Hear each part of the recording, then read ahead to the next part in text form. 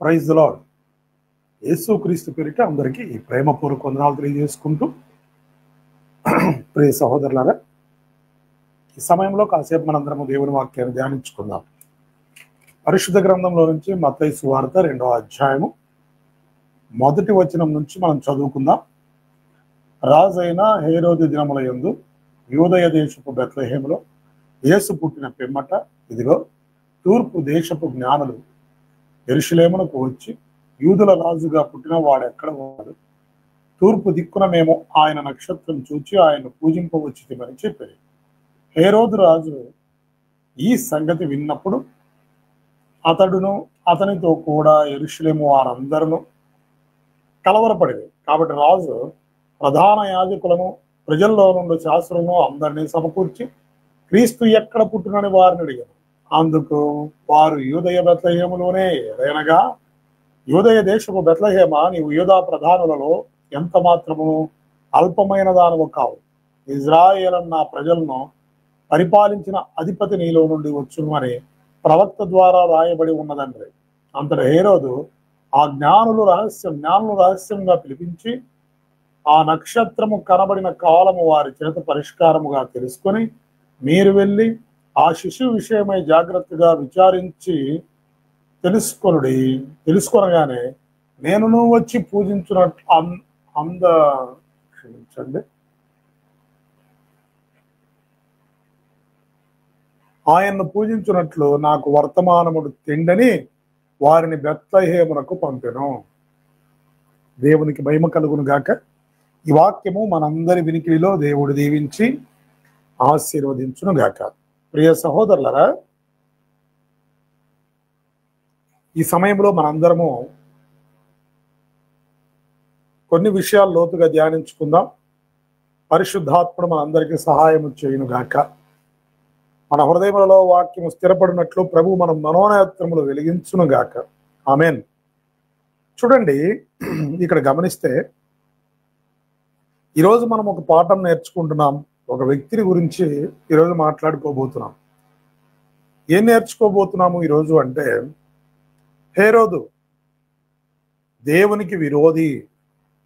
హేరోదు దేవునికి విరోధి. ఇతని గురించి ఈరోజు మనము చాలా జాగ్రత్తగా పాఠం నేర్చుకోబోతున్నాం. ప్రభు మనకు నేర్పించే విషయాలను మనందరం చక్కగా నేర్చుకుందాం. చూడండి, చదువుకున్న ఈ భాగంలో నుంచి, రాజైన హేరోదు దినముల యందు యూదయ దేశపు బెత్లెహేములో యేసు పుట్టిన పిమ్మట, ఇదిగో తూర్పు దేశపు జ్ఞానులు యెరూషలేమునకు వచ్చి. ప్రియ సహోదరులారా, జ్ఞానుల గురించి మనం నేర్చుకున్నాం, నక్షత్రం గురించి నేర్చుకున్నాం. అయితే హేరోదు గురించి ఈరోజు మనం నేర్చుకుంటున్నాం. రాజైన హేరోదు అనగా యూదయ దేశపు ఈ యొక్క యెరూషలేమును పరిపాలిస్తున్నటువంటి రాజుగా హేరోదు ఉన్నాడు. హేరోదులు ఏ విధంగా అంటే, ఒక రకంగా చూస్తే పాత నిబంధనలో ఐగుప్తును పరిపాలించిన ఫరోల లాంటి వారు. అనగా ఎందుకు వారితో పోల్చాల్సి వస్తుంది అంటే, మేమే దేవుళ్ళము, నేనే దేవుడను అని చెప్పుకునే ఫరో ఎలాంటి స్వభావం కలిగిన వ్యక్తులో వారందరినీ ఫరోలు అని పిలుస్తూ వస్తారో, అదేవిధంగా కొత్త నిబంధనలో ఈ యొక్క హేరోదులు పరిపాలన జరిగించారు, రాజులుగా ఉన్నారు. ఈ హేరోదులు పరిపాలన చేస్తూ ఉన్నప్పుడు, ఈ హేరోదు రాజు పరిపాలన చేస్తూ ఉన్నప్పుడు తూర్పు దేశపు జ్ఞానులు నక్షత్రమును వెంబడించి హేరోదు దగ్గరికి వచ్చారు. నక్షత్రమును వెంబడించి, నక్షత్రము ద్వారా క్రీస్తు వద్దకు నడిపించబడవలసిన వారు కొంత వారి యొక్క సొంత జ్ఞానంతో హేరోదు దగ్గరికి వెళ్ళారు. ఇక్కడికి వెళ్ళి హేరోదును అడిగినప్పుడు వెంటనే హేరోదు ఏం చేశాడట, కలవరపడ్డారట. యెరూషలేం ప్రజలందరూ కలవరపడ్డారంట. నిజానికి కలవరపడవలసిన విషయం కాదు. కలవరపడాల్సిన విషయము కానే కాదు. ఎందుకంటే లోకమంతా సమాధాన పడవలసినటువంటి విషయం అది. లోకము దేవునితో సమాధాన పడడానికి జరిగిన విషయం. కానీ ఈ హేరోదు అతనితో ఉన్నవారంతా కలవరపడ్డారట.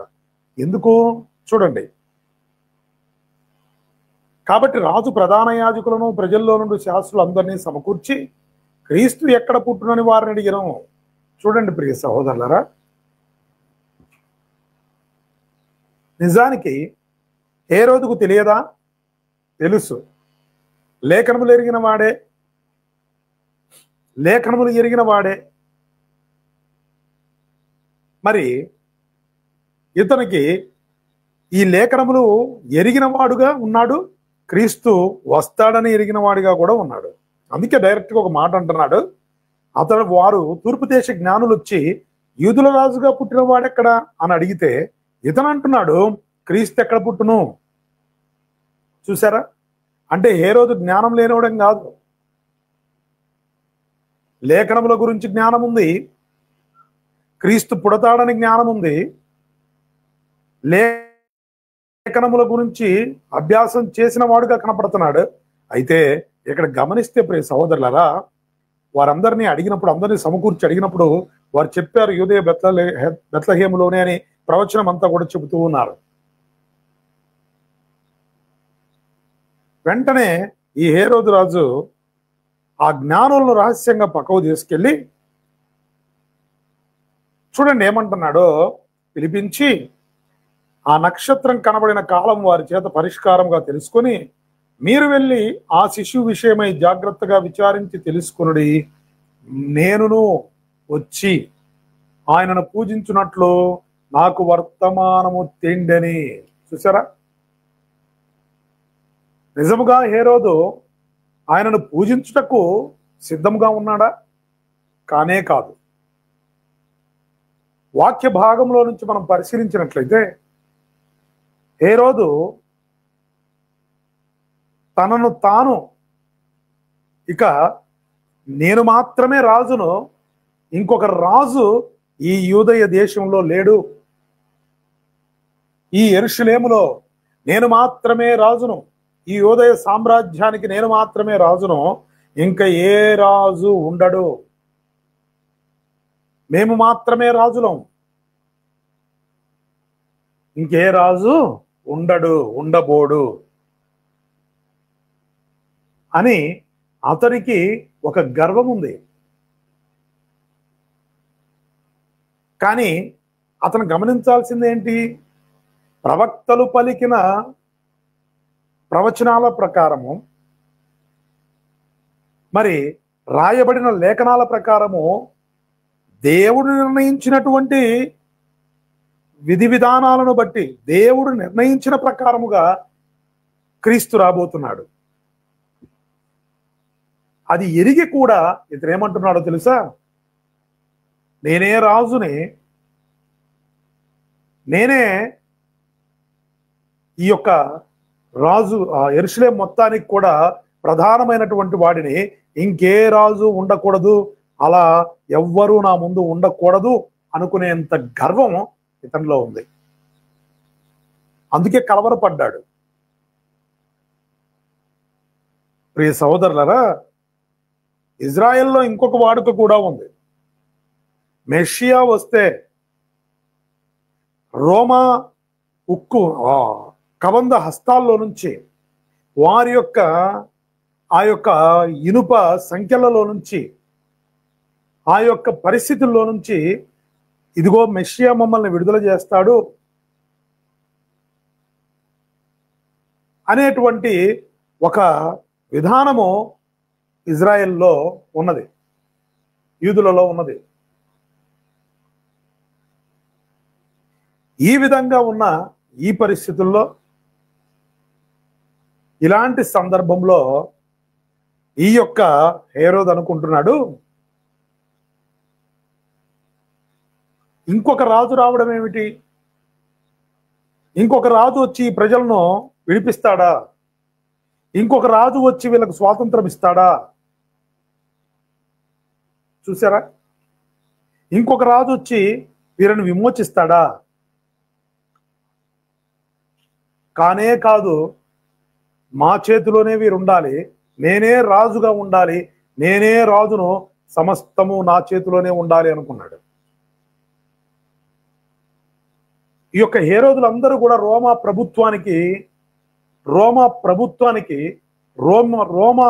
రోమాకు వీరందరూ కూడా ఎలా ఉంటారు అంటే వారి చేతుల్లో ఉన్నటువంటి వారు.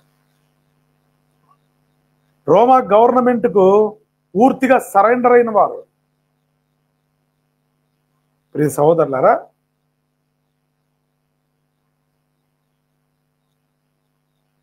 చాలా జాగ్రత్తగా పరిశీలించినట్లయితే ఈ హేరోదు ఇంకొక రాజు వస్తాడా,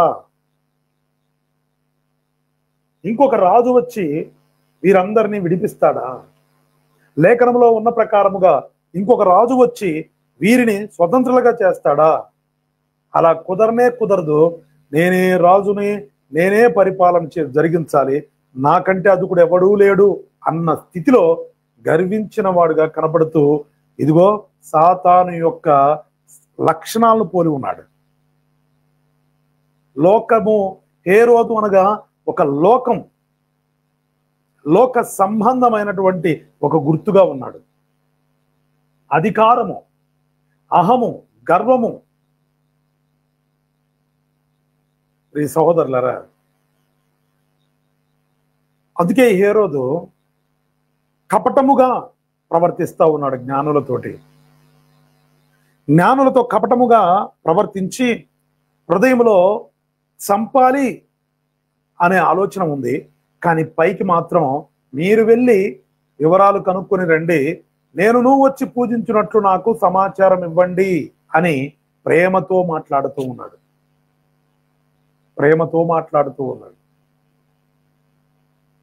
ప్రియ సహోదరులారా, ఈ హేరోదు దేవుని పనికి విరోధిగా కనపడుతున్నాడండి. దేవునికి విరోధి, దేవుని పనికి విరోధి, దేవుడు నిర్వహించే కార్యాలకు విరోధి, దేవుని చట్టానికి విరోధిగా కనపడుతూ ఉన్నాడు. ఇతను దేవుడు జరిగించేటువంటి కార్యమును చెడగొట్టడానికి విరోధిగా కనపడుతూ ఉన్నాడు. ప్రియ సహోదరులారా, చూసారా? ఇక్కడ ఆ విధంగా అతను జ్ఞానులను పంపించిన తర్వాత, జ్ఞానులను పంపించి వేసి ఇతను ఎదురు చూస్తున్నాడు వాళ్ళు వస్తారేమో అని. కానీ జ్ఞానులు దేవుని చేత బోధింపబడి వారు హేరోదు వద్దకు రాకుండా వేరొక మార్గంను వెళ్ళారు. అంటే వేరొక మార్గము, దేవుని చేత బోధింపబడిన మార్గం, అది లోకముతో కలవకుండా వెళ్ళేటువంటి మార్గం, లోకముతో సహవాసము చెయ్యని మార్గం దేవుడు వాళ్ళకు బోధించాడు. వారు హేరోదుకు సమాచారం ఇవ్వకుండా వెళ్ళిపోయారు. అందుకోసం ఇప్పుడు చూడండి, మనము 16వ వచనం చూస్తే, ఆ జ్ఞానులు తన్ను అపహసించిరని హేరోదు గ్రహించి బహు ఆగ్రహము తెచ్చుకొని తాను జ్ఞానుల వలన వివరముగా తెలుసుకొనిన కాలమును బట్టి బెత్లెహేములోను దాని సకల ప్రాంతములలోను 2 సంవత్సరములు మొదలుకొని తక్కువ వయస్సు గల మగపిల్లలందరినీ వధించెను. చూసారా ఏం చేశాడట? 2 సంవత్సరాలు అంతకంటే లోపు ఉన్న పిల్లలందరినీ కూడా వధించాడు. 2 సంవత్సరాలు అంతకంటే లోపున్న పిల్లలు. కింద ఉంది, వాక్యము నెరవేరును అనే ప్రవచనము, ఒక లేఖనం ఇచ్చారు. అయితే ఇప్పుడు అది వివరించుటకు సమయము కాదు. రాహేలు పిల్లలు, ఇక్కడ చూడండి, రామాలు అంగలార్పు వినపడెను, ఏడుపును మహారోదన ధ్వనియు కలిగెను. రాహేలు తన పిల్లల విషయమై ఏడ్చుచు వారు లేనందున ఓదార్పు పొందనల్లకు ఉండెను అని ప్రవక్త అయిన ఇర్మియా ద్వారా చెప్పబడిన వాక్యము నెరవేరెను. కాబట్టి ఇది దేవుని చిత్తమైతే మరొక మారు వివరించుకుందాం. మనము నేర్చుకుందాం. అయితే ఇప్పుడు హేరోదుని గురించి మనం చదువుతున్నాము గనక ఇతను జ్ఞానం ద్వారా రహస్యముగా తెలుసుకున్న కాలం. ఆ నక్షత్రాన్ని మీరు ఎప్పుడు చూశారో, మీరు ఎంతకాలం నుంచి ప్రయాణిస్తున్నారు అని మొత్తం అన్ని విషయాలు తెలుసుకున్న దాని ప్రకారముగా అతనికి ఒక అంచనా వచ్చింది. 2 సంవత్సరాలు పనిలో పని 2 సంవత్సరాలు. సరే, ఆ 2 సంవత్సరాల లోపు వాళ్ళు కూడా ఎందుకు డౌట్ అనుకొని అందరినీ చంపేయమని ఆజ్ఞ ఇచ్చేశాడు. మగపిల్లలందరినీ చంపేయమని, మగ శిశువులందరినీ చంపమని ఆజ్ఞ ఇచ్చేశాడు. అంటే ఇతని ఉద్దేశం ఏంటండి? క్రీస్తు ఈ లోకంలోనికి రాకూడదు, దేవుని కుమారుడు ఈ లోకంలోనికి రాకూడదు, దేవుని కుమారుని ద్వారా పాప విమోచన జరగకూడదు, దేవుని కుమారుని ద్వారా లోకము దేవునితో సమాధాన పడకూడదు అనేటువంటి దేవునికి విరోధమైన ఆలోచన చేస్తున్నాడు హేరోదు. సాతాను యొక్క దూత కదా, సాతాను యొక్క ముఖ్యమైన అనుచరుడుగా కనబడుతున్నాడు కదా ఇతను. ప్రియ సహోదరులారా చూడండి, అనగా దేవుని వలన జరిగే కార్యమును చెడగొట్టడానికి, పాడు చెయ్యడానికి విరోధిగా లేస్తున్నాడండి. ఎంత బాధాకరమైన విషయం కదా! ఎంత భయంకరమైన వధ జరిగిందో చూసారా? ఎంత భయంకరమైన వధ సంభవించిందో చూసారా? 2 సంవత్సరాలు అంతకు లోపు ఉన్న పసిపిల్లలందరినీ చంపించేశాడు. అంటే నేనే రాజుని, నాకు మించిన వాడెవడు లేడు, నేనే ప్రధానుణ్ణి, నేనే సమస్తము, ఇక ఎవ్వరు ఉండకూడదు, పరిపాలించే వాళ్ళు ఇక్కడ రాకూడదు. చూసారా? సర్వమానవాళిని పాపంలో నుంచి విమోచించేటువంటి గొప్ప కార్యము ఇతను చెడగొట్టడానికి పూనుకున్నాడు. కానీ దేవుడు ఆ పని అతను చెడగొట్టాలనుకున్న అది జరగలేదు. పాపం అతనికి తెలియదు. ఆ యొక్క విరోధికి, దేవుని విరోధికి తెలియదు దేవుని యొక్క ఆలోచన, దేవుని యొక్క చిత్తం. సమస్తము జరిగించువాడు ఆయనని, సమస్తము నెరవేర్చువాడు ఆయనని, తన కార్యము ఏ విధంగా జరిగించుకోవాలో భూమి మీద ప్రభువుకు తెలుసన్న సంగతి మూర్ఖుడైన హేరోదుకు తెలియదండి. ఎంత బాధాకరం కదా! దేవునికి శత్రువు అయ్యాడు, దేవునికి విరోధిగా ఉన్నాడు అతను. ప్రియ సహోదరులారా, ఇక్కడ చూడండి, క్రీస్తు ఈ లోకంలోనికి రాకూడదని ఎంత పన్నాగం, క్రీస్తు ప్రకటించబడకూడదని ఎంత పన్నాగం, ఈ లోకమునకు పాప విమోచన జరగకూడదని ఎంత పన్నాగం. సాతాను యొక్క కబంధ హస్తాల్లో ఉన్న వ్యక్తిగా దేవునికి విరోధిగా ఉన్నాడు అతను. అయితే కొన్ని విషయాలు జాగ్రత్తగా మనం ప్రశ్నించుకుందాం. ఒకవేళ ఈ రాత్రి సమయంలో ఈ వాక్యం వింటున్న నీవు హేరోదు వలె దేవునికి విరోధిగా ఉన్నావేమో, క్రైస్తవుడు అని పేరు పెట్టుకొని యేసుక్రీస్తుని ఎరిగానని చెప్పుకుంటూ ఒకవేళ నీవు దేవునికి విరోధిగా ఉన్నావేమో, దేవుని కుమారునికి విరోధిగా లేచావేమో పరీక్షించుకో. అది ఎలా సాధ్యం అంటారా? చాలా మందికి డౌట్ రావచ్చు. ఎందుకండి అలాగంటున్నారు? మేము యేసుక్రీస్తును సొంత రక్షగా అంగీకరించాం, పాపంలో నుంచి విమోచించబడ్డాం, యేసు ప్రభు మాకు తెలుసు, కాబట్టి మేము అలా ఎందుకు ఉంటాం అని కొంతమందికి సందేహం రావచ్చు. కానీ మనల్ని మనం పరీక్షించుకుంటే కానీ అర్థం కాదు. వాక్యంతో మనల్ని మనం సరిచూసుకుంటే, వాక్యంతో మనల్ని దిద్దుకుంటే, వాక్యం ఎదురుగా మనం నిలబడితే మనము ఆ అద్దము, వాక్యం అనేది అద్దం గనక దాని ముందు మనం నిలబడితే మనలో ఉన్న లోపాలు సరిచేయడానికి ప్రభు సిద్ధంగా ఉన్నాడు. కాబట్టి నిలబడదామా? మనము దిద్దుకుందాం, పరీక్షించుకుందాం. అసలు ముందు మనలో అలాంటి లక్షణాలు ఉన్నాయేమో చూడండి. ప్రియ సహోదరులారా, ఇక్కడ గమనించినట్లయితే హేరోదు దేవునికి విరోధిగా ఉన్నాడు. నాకే ఘనత కావాలి, నాకే మహిమ కావాలి, క్రీస్తు కనిపించకూడదు, క్రీస్తు లోకంలోనికి రాకూడదు, దేవుని యొక్క కార్యము జరగకూడదు అన్నట్టుగా అతడు అడ్డుగా నిలవడానికి ప్రయత్నించాడు. కానీ సర్వశక్తిమంతుడైన వాడు తన కార్యములు తాను భూమి మీద ఎలా జరిగించుకోవాలో ఆయనకు తెలుసు. జ్ఞానులను నమ్మించాడు. కానీ మోసపోయానని ఎరిగి 2 సంవత్సరములు అంతకంటే పిల్లలందరినీ వధించాడు. అయితే ఈరోజు సేవకులైన, విశ్వాసులైన, పెద్దలైన, పరిచారకులైన, నీవెవరివైనా సరే దేవుని పనిలో ఏ స్థానంలో నువ్వు ఉన్నావో తర్వాత విషయం. నువ్వు ఏ స్థానంలో ఉన్నావో దాన్ని బట్టి నువ్వు ఆలోచించుకో. ఒకవేళ నీవు క్రీస్తును మరుగు చేస్తున్నావా, ఘనత కోరుకుంటున్నావా, సంఘములో క్రీస్తును చూపించాల్సింది పోయి సమాజంలో క్రీస్తును చూపించాల్సింది పోయి ఒకవేళ నీవు ఘనతను పొందుతున్నావేమో జాగ్రత్త, నీకు మెప్పును పొందుకుంటున్నావేమో జాగ్రత్త. నేను అనేక సంఘాల్లో అనేక మంది సేవకులు చేస్తున్న పనిదే.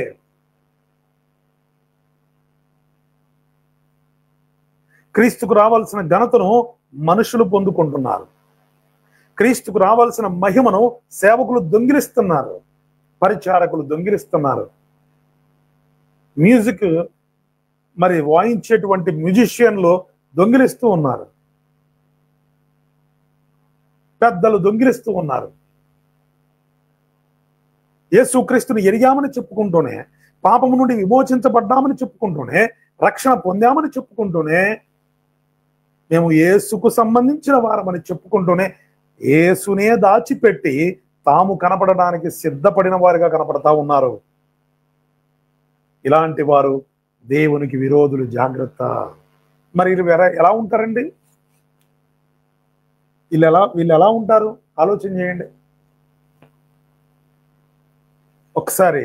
కొన్ని మనం వాక్య భాగంలో కొన్ని విషయాలు చకచక మనం చూద్దాం. అపోస్తుల కార్యాలు క్షమించాలి, యాకోబు రాసిన పత్రిక 4వ అధ్యాయము, యాకోబు రాసిన పత్రిక 4వ అధ్యాయము. మనం 4వ అధ్యాయంలో 4వ వచనాన్ని గమనించినట్లయితే చూడండి ప్రియ సహోదరులారా, వ్యభిచారులారా, ఈ లోక స్నేహము దేవునితో వైరమని మీరు ఎరుగరా.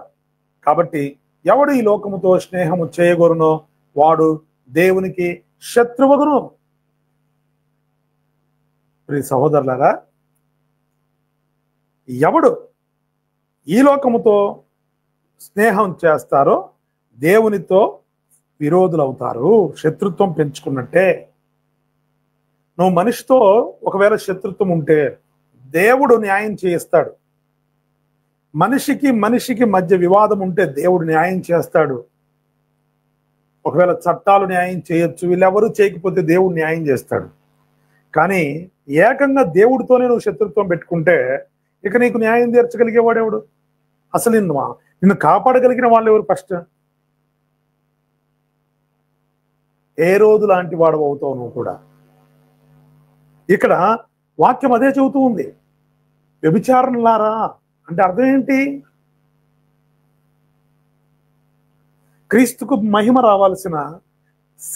రావాల్సిన మహిమను దొంగిలించేవారు వ్యభిచారులే. క్రీస్తుకు రావాల్సిన ఘనతను దొంగిలించే వాళ్ళు వ్యభిచారులే.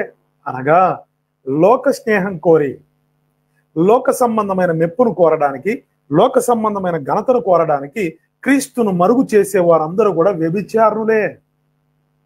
అనగా ఒక్క మాటలో చెప్పాలంటే క్రిస్మస్ అనే పేరుతో, క్రిస్మస్ అనేటువంటి ఒక పండగను చేస్తూ రాజకీయ నాయకులను పిలిపించుకొని, రకరకాల పార్టీ నాయకులను పిలిపించుకొని, లేదా రకరకాల యూనియన్ ప్రెసిడెంట్లను పిలిపించుకొని మరి ఎక్కడ నిలబడకూడదో, ఎక్కడికి రాకూడదో అక్కడ ఉంచి వారికి మెప్పును ఘనతను ఇచ్చి వారి కోసం ప్రార్థన చేయమని దేవుని వాక్యం చెప్పిందే గాని మారు మనసు లేకుండా, రక్షణ అనేది తెలియకుండా, యేసుక్రీస్తు ఎందుకు ప్రాణం పెట్టాడో తెలియకుండా అధికారులైనంత మాత్రం చేత, నాయకులైనంత మాత్రం చేత, లీడర్లైనంత మాత్రం చేత వారిని పిలిపించి హడావుడి చేసి దేవుని సంఘాన్ని లోకంతో కలిపేయడానికి ప్రయత్నించే ప్రతివాడు వ్యభిచారే. సహోదరులారా, వారు హేరోదులని వాక్యం చెబుతూ ఉంది. అటువంటి సేవకులు, అటువంటి పెద్దలు హేరోదులే. అటువంటి సంఘంలో ఉన్న విశ్వాసులు మొత్తము హేరోదులే. వారికి ఎవరైతే సపోర్ట్ చేస్తున్నారో, అలాంటి వారికి ఎవరైతే మద్దతు ఇస్తున్నారో వాళ్ళందరూ కూడా, అటువంటి పనులకు ఎవరైతే తల ఒగ్గుతున్నారో వారందరూ హేరోదులతో సమానమే. అధికారుల గురించి, నాయకుల గురించి వారు మారు మనసు పొంది, రక్షణ పొంది, వారి గర్వము అనర్పబడి క్రీస్తుని ఎరిగి రక్షణలోకి రావాలని ప్రార్థించమన్నాడు గాని పౌలు వారిని పిలిపించి వారిని గొప్ప చేసి క్రీస్తుని మరుగు చేయమని చెప్పలేదు. ప్రియ సహోదరులారా, చూడండి, ఈరోజు ఎన్నో చోట్ల ఇలాంటి సంఘటనలే జరుగుతున్నాయి. ఇది దేవునికి విరోధమైన పని. దేవుని వాక్యం సెలవిస్తుంది, జాగ్రత్త, నీవు దేవునికి శత్రువు అవుతావు అనగా ఇక నిన్ను ఎవడూ కాపాడడం చేత కాదు. ఇక ఈ ప్రపంచంలో నిన్ను కాపాడగలిగిన వాడు ఎవడూ లేడు. ఎందుకంటే నువ్వు దేవునికే విరోధిగా మారితే, నువ్వు దేవునితోనే వైరం పెంచుకుంటే, దేవునితోనే శత్రుత్వం పెంచుకుంటే ఇక నిన్ను కాపాడగలిగిన వాడు ఎవడు? అంటే ప్రభువును పక్కన పెట్టి మనుషుల యొక్క గొప్పన, నీ పనులు కావడానికి, నీకున్న అవసరాలు తీరడానికి నీకెవరో మద్దతు ఇవ్వాలని చెప్పి నీవు రకరకాల వెకిలి చేష్టలు నువ్వు చేస్తే, నేను క్రీస్తుని ఎరిగి ఉన్నాను, క్రీస్తు పని చేస్తున్నానని చూపించుకుంటూ నువ్వు ఇలాంటి పనులు చేస్తే నువ్వు దేవునికి విరోధివి, హేరోదివి. జాగ్రత్త. అనగా క్రీస్తును కనబడనివ్వకుండా దాచుతున్న వాడివి, సంఘాన్ని క్రీస్తును చూడనివ్వకుండా లోకంలో కలపడానికి ప్రయత్నిస్తున్న వ్యక్తివి. జాగ్రత్త. ప్రియ సహోదరులారా, జాగ్రత్త. ఇంకా చెప్పాలంటే మేము క్రైస్తవులము, నువ్వు బాప్తిసం పొందినా సరే పొందకపోయినా సరే చర్చికి వెళ్తున్నావంటే నీకు యేసు ప్రభు తెలుసా లేదా? ఇది జాగ్రత్తగా గుర్తుపెట్టుకోవాలి. చాలా మంది అంటారు, మేము బాప్తిసం తీసుకోలేదు కాబట్టి మేము ఏం చేసినా చెల్లుద్దని. పొరపాటున కూడా చెల్లదు, ఆరిపోతావు ఒకరోజు. దీపం ఎప్పుడు ఆరిపోతుందో తెలియదు, ఎవరికి తెలియదు. ఎందుకంటే ఇంకా త్వరగా ఇబ్బందుల పాలవుతావు. కారణం ఏంటంటే తెలిసి అనగా యేసుక్రీస్తు లోకరక్షకుడని తెలుసు, ప్రతి వారం చర్చికి వెళ్తున్నావు, ప్రార్థనకు ఎక్కడ జరిగితే అక్కడ వెళ్తున్నావు, యేసుక్రీస్తు పాపం నుంచి విమోచించేవాడని నీకు అర్థమైంది, పాపం వల్ల మరణం ఉందని తెలుసు, మరణం వల్ల నిత్య నరకం ఉందని తెలుసు, ఆ పాపంలో ఉంటే నిత్య శిక్ష ఉందని తెలుసు. అన్నీ తెలిసినా సరే నేను ఈ పాపం విడిచిపెట్టను, యేసు నమ్ముకోను అని నువ్వు పట్టుబట్టి నువ్వు మారు మనసు పొందడానికి అంగీకరించకపోతే ఆ పాపం నిన్ను బలి తీసుకుంటది. నువ్వు కుర్చీలు వేసినా, చాపలు పరిచినా, నువ్వు టెంట్లు వేసినా, మైక్ సిస్టమ్ పెట్టినా, నేను చర్చిలో మొత్తం నేనే చూసుకుంటున్నానన్నా ఎవ్వరూ నిన్ను ఆపలేరు. కారణం ఏంటో తెలుసా? ఇవన్నీ దేవుని రాజ్యానికి నిన్ను చేర్చవు. ఎవరికి వారు పాపినని అంగీకరించి రక్షణ పొందినప్పుడు మాత్రమే, యేసుక్రీస్తును సొంత రక్షకుడిగా అంగీకరించి నీ పాపములు నువ్వు ఎరిగిన తర్వాత నువ్వు విడిచిపెట్టాలి. ప్రభు ఎదుట అయ్యో ప్రభు అనాలో పాపం ఉందని తెలుసుకుంటే నువ్వు మందిరానికి వెళ్తున్నావు అంటే నీకు ఆ జ్ఞానం రావాలి ఇప్పటికే. కానీ ఈరోజు అనేక మందికి రావట్లేదండి. ఎంతో మంది 50 ఏళ్ళు వచ్చిన వాళ్ళు ఉన్నారు, 40 ఏళ్ళు వచ్చిన వాళ్ళు ఉన్నారు, యవనస్తులు ఉన్నారు. ఇలా ఎంతో మంది చెప్పుకుంటూ పోతే చర్చికి వస్తారు కానీ తమ పాపాన్ని విడిచిపెట్టి రక్షణలోనికి వచ్చి నిత్య నరకం తప్పించుకోవాలని ఆశ లేదు. రేపేమవుద్దో నీకు తెలియదు. రేపు చూద్దాములే అనుకుంటే ఒకవేళ రేపటికి నువ్వు లేకపోతే ఆ తర్వాత నీ గతి ఏమగును? ధనవంతుడికి పట్టిన గతి అవుతుంది. ఎందుకు ఈ మాట చెప్తున్నా అంటే ప్రియ సహోదరులారా, నీవు కూడా దేవునికి విరోధివే. ఎందుకంటే నువ్వు నేను క్రైస్తవుణ్ణి ముద్రేసుకోవడానికి నువ్వు చర్చికి పోతే బయట నువ్వు చేసే వెకిలి చేష్టలు, బయట నువ్వు చేసే వెధవ పనుల వల్ల నిన్ను చూసి సమాజము ఎగతాళి హేళన చేస్తుంది. క్రీస్తు వద్దకు అనేకులు రాకుండా అడ్డుపడుతున్నారు. మీరు జాగ్రత్త. ఎన్నో సంవత్సరాలు దొరికిపోతున్నా బైబుల్ తెలియకుండా, దేవుని ప్రేమ ఏంటో తెలియకుండా, ఒకవేళ తెలుసుకుంటున్నా సరే మందిరానికి వెళుతున్నానని చెప్పుకుంటూ నువ్వు రక్షణ పొందకుండా, నీ వెకిలి చేష్టలు, నీ పాపపు క్రియలు మానుకొని, నీ అతిక్రమాలు విడిచిపెట్టకుండా నువ్వు చేసే వెధవ చేష్టాల వల్ల యవనస్తులారా, పెద్దలారా, సేవకులారా, సేవకులు కాదు కానీ పెద్దలారా, యవనస్తులారా, సేవకులు చెప్పాలి ఇలాంటి వాళ్ళకి. బుద్ధి జ్ఞానం అనేది తెచ్చుకొని లోకము క్రీస్తు వద్దకు రాకుండా మీరు అడ్డుపడద్దు దయచేసి. ఎందుకంటే మీరు సినిమాలు చూస్తారు, పనికి మాలిన చేష్టాలు చేస్తారు, మందు తాగుతారు, సిగరెట్లు తాగుతారు, ఇక్కడ కీబోర్డు వాయిస్తారు, పక్కకెళ్ళి దమ్ము కొట్టొస్తారు, ఇక్కడ తబలా కొడతారు, పక్కకెళ్ళి మందు తాగొస్తారు, ఇక్కడ చాపలేసి పట్టలేసి మైక్ సిస్టమ్ పెడతారు, ఇంటికెళ్ళి బార్ అండ్ రెస్టారెంట్లో ఫుల్ అయిపోయి ఇంటికి వెళ్తారు. ఏం తెలుసు మీకు క్రీస్తు? యేసు ప్రభు ఏం తెలుసని? సినిమాలకు వెళ్తారు, షికార్లకు వెళ్తారు, పబ్బులకు వెళ్తారు, క్లబ్లకు వెళ్తారు, అన్ని చోట్లకి వెళ్తారు. మీకేం తెలుసు యేసు ప్రభు అంటే? మీరు అనుకుంటున్నారా మేము జ్ఞానులమని? కాదు, వెర్రివారు మీరు. ఎందుకంటే రేపేమి జరుగుతుందో నీకు తెలియదు. ఇంకా ప్రమాదం, పెద్ద ప్రమాదంలో ఉన్నారు మీరు. ఇక మీకు క్షమాపణ కూడా ఉండదు, కొద్దిగా కూడా క్షమించడం కూడా ఉండదు. కారణం ఏంటంటే తెలిసి వారం వారం చర్చికి వెళ్తున్నామని తెలుసు మీకు వెళ్తారు. ఎక్కడ ప్రార్థన జరిగితే అక్కడికి వెళ్తారు. యేసుక్రీస్తు ఎందుకు మరణించాడో తెలుసు, ఆయన ఎందుకు సిలువ వేయబడ్డాడో తెలుసు, రక్తం ఎందుకు చిందించాడో తెలుసు, అన్నీ తెలుసు. పాపం వచ్చే జీతం ఏంటో కూడా తెలుసు. నిత్య నరకం గురించి వింటారు, కానీ మీరు మారు మనసు పొందరు, మీ పాపం విడిచిపెట్టరు. కాబట్టి ఆ పాపం మిమ్మల్ని ఇంకా త్వరగా లాగి ఎప్పుడెప్పుడు అంటే మిమ్మల్ని సాతానుగాడు ఒక ఆత్మను నాశనానికి నడిపించడానికి వాడు ఇంకా తొందరపడుతూ ఉంటాడు. ఎందుకంటే వాడు గెలవడానికి చూస్తున్నాడు, అనేక మందిని లాక్కొని గెలవడానికి చూస్తున్నాడు. ఇది మంచిదా?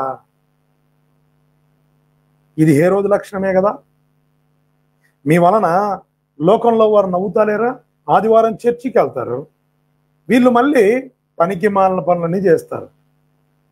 ఆదివారం ఎక్కడ పాడదని జరిగితే అక్కడికి పోతారు, కానీ వీళ్ళు మళ్ళీ క్లబ్బులకు వెళ్తారు, పబ్బులకు వెళ్తారు, మందు తాగుతారు, సిగరెట్లు తాగుతారు. ఏమన్నా అంటే పాటలు పాడతారు, మళ్ళీ ఎన్నెన్నో చేస్తారు. ఇవన్నీ దేవుడు మెచ్చడే. రేపు నువ్వు యేసు ప్రభువా, నేను పాటలు పాడాను ప్రభువా, నేను చాలా చాలా చేశాను ప్రభువా, తబలా కొట్టాను, కీబోర్డు కొట్టాను, అవి చేశాను, ఇవి చేశాను అంటే ఇడియట్, ఎవరో నాకు తెలియదు పో అంటాడు ఫస్ట్. అబ్బా నిజమా నాన్న నేను చూశాను అని ప్రభు అండు. కారణం ఏంటంటే నీ పాపం నువ్వు విడిచిపెట్టలా. నీ పాపములు నువ్వు ఒప్పుకొని విడిచిపెట్టడానికి నీకు ఇష్టం లేక నా వద్దకు రాకుండా అనేక మంది యవనస్తులను పాడు చేసావు. నిన్ను చూసి అనేక మంది యవనస్తులు నీలాగే ఉండడానికి ప్రయత్నించారు, కానీ నా ప్రేమను తెలుసుకోలేకపోయారు. నువ్వు హేరోదు లాంటి జాగ్రత్త. ప్రియ సహోదరులారా, పేకాట మానుకోలేకపోతున్నావా? పేకల సిగరెట్లు తాగడం మానుకోలేకపోతున్నావా? నిత్య నరకం ఉందని నీకు తెలుసు, నిత్య అగ్నిగుండమని నీకు తెలుసు, క్రీస్తు పుట్టుక నీకు తెలుసు, స్టార్లు కడతారు, విచ్చలవిడిగా ఏదేదో చేస్తారు, కానీ మారు మనసు పొందవు, రక్షణ పొందవు. పోనీ రక్షణ పొందిన ఆ రక్షణను కాపాడుకునే విధంగా బ్రతకవు, వాక్యం వినవు, వాక్యానుసారంగా బ్రతకవు. ఇవన్నీ నీకు అవసరం లేదు. కానీ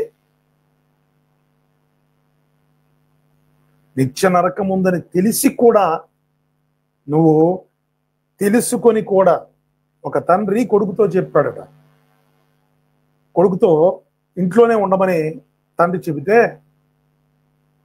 ఆ కొడుకు తండ్రి మాట వినకుండా బయటికి వెళ్ళాడు. ఒక పులి వచ్చింది అనుకోకుండా. అది ఒక పల్లెటూరు. ఆ అడవి దగ్గరగా ఉండడం వల్ల ఒక పులి వస్తే వెంటనే డాడీ పులి వచ్చింది అన్నాడట. ఇది అందరికీ తెలిసే ఉండొచ్చు, దాన్ని ఇంకొక రూపంలో చెప్తున్నాను మీకు ఉపమానం. అనగానే ఆ తండ్రి పరిగెత్తుకుంటూ వెళ్ళి ఆ బిడ్డను కౌగిలించుకొని మొత్తానికి పరిగెత్తుకుంటూ లోపలికి వచ్చి తలుపేసి ఆ పులి వెళ్ళిపోయాడు. అయితే తండ్రి చెప్పాడట, బాబు ఇది ఇక్కడ అరణ్యం దగ్గరగా ఉంది, అడవి. నేను చెప్పంది నువ్వు ఎక్కడికి వెళ్ళొద్దు. ఏదున్నా నేను చెప్పినప్పుడు మాత్రమే నువ్వు వెళ్ళాలి. నా ప్రకారం ఉండు, నా మాట విను. నువ్వు అనవసరంగా అట్లా చెయ్యొద్దు, ప్రమాదం, పులులు ఉన్నాయి, సింహాలు ఉన్నాయి, జాగ్రత్త అని చెప్పాడు. ఎంతో జాగ్రత్త చెప్పి ఈ తండ్రి సంతకెళ్తే ఈ కొడుకు తండ్రి చెప్పిన మాట వినకుండా, తండ్రి మాటను లెక్క చేయకుండా, ఉందని తెలుసు కదా, ప్రమాదం ఉందని తెలుసు కదా, అయినా వెళ్ళాడు. ఇప్పుడు సింహం వచ్చింది, నోట కరిపించుకొని వెళ్ళిపోయింది. తప్పెవరిది? ఎవరిదండి తప్పు? తండ్రి తన బాధ్యత చెప్పాడు, ఇదిగో ఇలా ఉంటుంది ప్రమాదం, జాగ్రత్త అని. వినకుండా వెళ్ళాడు. ఫస్ట్ తెలియదు, తెలుసుకున్న తర్వాత కూడా అతను వెళ్ళాడు. ఈరోజు యవనస్తుల పరిస్థితి కానీ, పెద్దల పరిస్థితి కానీ, మారు మనసు రక్షణ లేనటువంటి వాళ్ళ పరిస్థితి ఎలా ఉందంటే ఇలాగే ఉంది. పాపమని తెలుసు, పాపానికి జీతం మరణమని తెలుసు, మరణం తర్వాత నిత్య నరకం ఉందని తెలుసు, సాతానుగాడు లాక్కపోతాడని తెలుసు, నిత్య అగ్నిగుండమని తెలుసు. కానీ మేము యేసుక్రీస్తును అంగీకరించి మా పాపం విడిచిపెట్టము, కానీ మమ్మల్ని దేవుడు రక్షించాలనుకున్నారు. మూర్ఖత్వం అదే. నీకు తెలియకపోతే తెలియనంతసేపు ఆయన కృప నిన్ను ఆవరించి ఉంటది. తెలిసి ప్రతి వారం ప్రార్థన ప్రతి చోట నువ్వు వింటూ కూడా నువ్వు ఆయన ప్రేమను లక్ష్య పెట్టకుండా తెలుసుకుని కూడా నువ్వు ఇంకా తప్పు చేయడానికి పరిగెడుతున్నావంటే ఇక కాపాడడం ఎవరి వల్ల కాదు. నిన్ను హేరోదేనే అంటారు. సహోదరా, సహోదరి, ఆలోచించి నీ అల్లరి చేష్టల వల్ల, నీ ఎకిలి చేష్టల వల్ల, మీ పోకిరి చేష్టల వల్ల ఒకవేళ ప్రభు దగ్గరికి అనేకులు రాకుండా అడ్డగిస్తున్నావేమో. ఛీ, ఏం క్రైస్తవులు రా వీరు, సిగ్గులేని వాళ్ళు రా వీరు. నేను విన్నానండి, నేను తిట్టట్లా, నేను మాట్లాడటం నా మాటలు ఎంతో మంది నేను విన్నాను అనే మాటలు. నేను కొంతమందికి వాక్యం కఠినంగా చెబితే వాళ్ళు అన్నారు, సువార్త చెప్పినప్పుడు ఒకే మాట అన్నారు వాళ్ళు, మీరింత కరెక్ట్గా చెబుతున్నారు ఏమండి, మా ఇంటి పక్కన ఉన్నారు క్రైస్తవులు అని చెప్పుకుంటారు వాళ్ళు, ఏమండి క్రైస్తవులం అని చెప్పుకుంటారు, ఆదివారం చర్చికి పోయి రావడం తప్ప మిగతా 6 రోజులు వాళ్ళ ఇంట్లో జరిగేదంతా వేరే వేరే రకమండి. సిగ్గులేని వాళ్ళండి. మరి ఆ విధంగా మీరేమో ఈ విధంగా ఉంది అంటున్నారు. యేసు ప్రభు వాళ్ళకి అట్లా నేర్పించాడా అని అడుగుతున్నారు. అంటే ఎవరికి అవమానం వస్తుంది? మీరు హేరోదులు కాదా ఇలాంటి వాళ్ళు? ఒకవేళ మిమ్మల్ని బట్టి ఇదే పరిస్థితి జరుగుతుందేమో మీ వెనక. ఆలోచించారు ఎప్పుడైనా? ప్రియ సహోదరులారా, క్రిస్మస్ తాత వేషాలు వేసుకొని ఈరోజు అనేక మంది తాగి రోడ్ల వెంట బాణాసంచా పేల్చుకుంటూ అల్లరి సృష్టిస్తూ యేసు ప్రభువు చెప్పిన మాదిరి క్రమం విడిచిపెట్టి తమ సంతోషం కోసం మనుషులు పెట్టిన కట్టడలను అనుసరిస్తూ ఈరోజు ఎంతో మంది క్రీస్తు వద్దకు రాకుండా వీరు అడ్డగించేవారుగా కనబడతా ఉన్నారు. డిసెంబరు 25 రాగానే అందరూ పరిశుద్ధులండి. ఇల్లు మిగతా 364 రోజులు పనికి మాలిన వాళ్ళగా బతుకుతారండి అని ముద్ర ఉంది క్రైస్తవుల మీద. ఇలాంటి అవమానం ఎవరికి? శిలువ మీద ప్రాణం పెట్టిన యేసు ప్రభు వారికి వెళ్తుంది ఈ అవమానం అంతా. మరి మీరు హేరోదులు కాదా? హేరోదులు కాదా? మీ జీవితాల్లో మార్పు కోరుకోరా? ఆలోచన చేయండి. చూడండి ప్రియ సహోదరులారా, ఇక్కడ యాకోబు ఏమన్నాడు? అయ్యో వ్యభిచారులారా, లోక స్నేహం దేవునితో వైరమని మీరు వైరమని ఎరగరా, దేవుడికి శత్రువు అవుతారు, జాగ్రత్త మీరంతా అని యాకోబు చెప్తా ఉన్నాడు. ఇంకా ఇక ఆడవాళ్ళు అయితేనేంటి, మగవాళ్ళు అయితేనేంటి, విశ్వాసులం అని చెప్పుకునే వాళ్ళు చూడండి, సేవకుల ఇళ్లలో సేవకురాళ్ళే టీవీ సీరియల్ చూస్తున్నారు. సిగ్గులేని వాళ్ళు, ఇలాంటి సిగ్గులేని వాళ్ళకి ఎంత చెప్పినా సిగ్గుండదు వాళ్ళకి. ఏమండి, ఎన్ని కుటుంబాల్లో మీ గుండెల మీద చేసుకొని మీ మీ ఇళ్లలో టీవీ సీరియళ్ళు, సినిమాలు, రకరకాల ఎంటర్టైన్మెంట్ ప్రోగ్రాములు మేము చూడట్లేదని ఎంతమంది గుండెల మీద చేసుకొని చూపిస్తారో ఆలోచన చేయండి. మీ ఇళ్లలో మీ యవనస్తులు రీల్స్ చూసుకుంటూ టైంపాస్ చేసుకుంటూ, తలా ఒక సెల్ ఫోన్, తలా ఒక బెడ్రూమ్లో కూర్చొని ఐకమత్యం లేకుండా, క్రీస్తు మాదిరి లేకుండా బలాదురుగా తిరుగుతూ పనికిమాల చేష్టాలు చేసుకుంటూ ఉంటే కుటుంబంని సరైన రీతిలో కట్టుకునే స్థితి కూడా లేకుండా ఈరోజు మిమ్మల్ని బట్టి దేవుడి నామం దూషించబడుతూ ఉందంటే మీరు ఏ రోజులా కాదా ఆలోచించండి. తర్వాత విషయం చూడండి, అదే విధంగా మొదటి పేతురు, క్షమించాలి, రెండవ పేతురు 1వ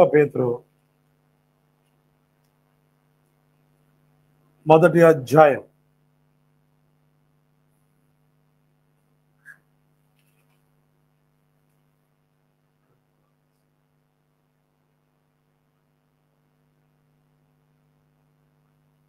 2:18 పేతురు రాసిన 2వ పత్రిక 2:18 వచనాన్ని మనం చూద్దాం.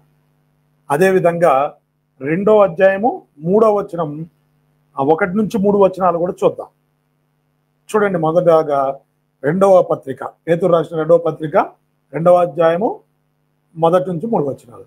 మరియు అబద్ధ ప్రవక్తల ప్రజల్లో ఉండిరి, అటువలే మీలోని అబద్ధ బోధకులందరూ, వీరు తమ్మును కొనిన ప్రభువును కూడా విసర్జించుచు తమకు తామే శీఘ్రముగా నాశనము కలగజేసుకొనుచు నాశనకరగమ్మకు భిన్నాభిప్రాయములను రహస్యముగా బోధించుచు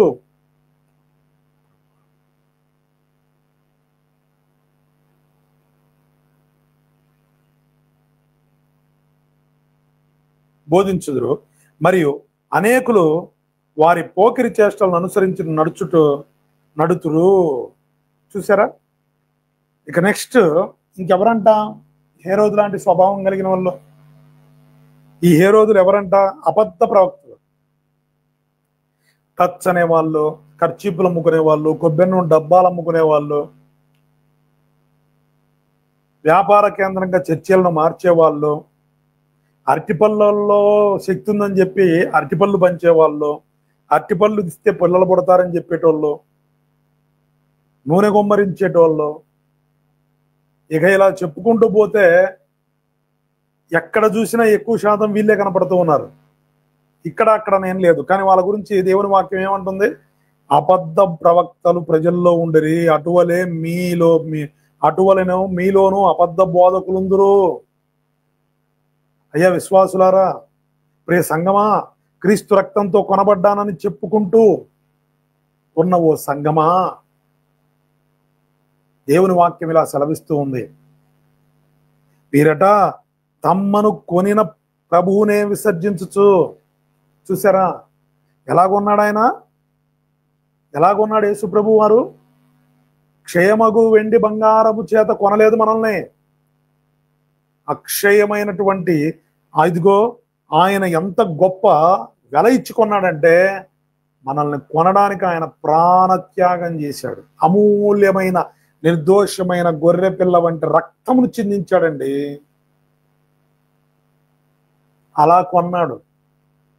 కానీ ఈ అబద్ధ ప్రవక్తలు, అబద్ధ బోధకులు ఏం చేస్తారంటే, తమకు మహిమ వచ్చినట్లు ప్రజలందరినీ తమ వైపుకు తిప్పుకోవడానికి గారడీగాళ్ళు, అబద్ధ బోధకులు, అబద్ధ ప్రవక్తలు ఉన్నది లేనట్టు, లేనిది ఉన్నట్టు కల్పించి గారడీలు, మాయమంత్రాలు చేసినట్టుగా వీరిని గారడీ చేసే వాళ్ళు అంటారు వీటిని బైబిల్లో.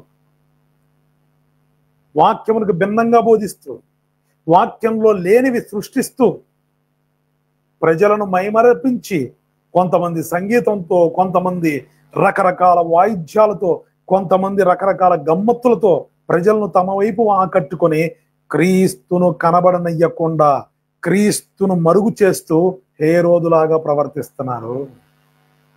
ఇలాంటి వాళ్ళకు శిక్ష పొంచి ఉంది.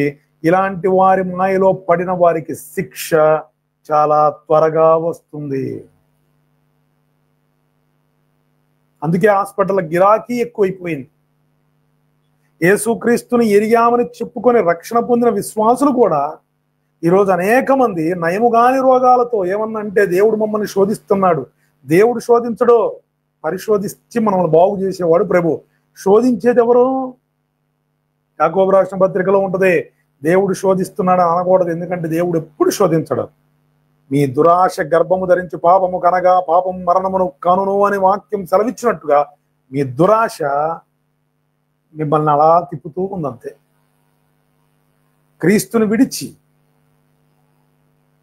క్రీస్తుని పక్కన పెట్టి ఘనతను కోరుకుంటున్న హేరోదుల దగ్గరికి మీరు వెళ్తున్నారు.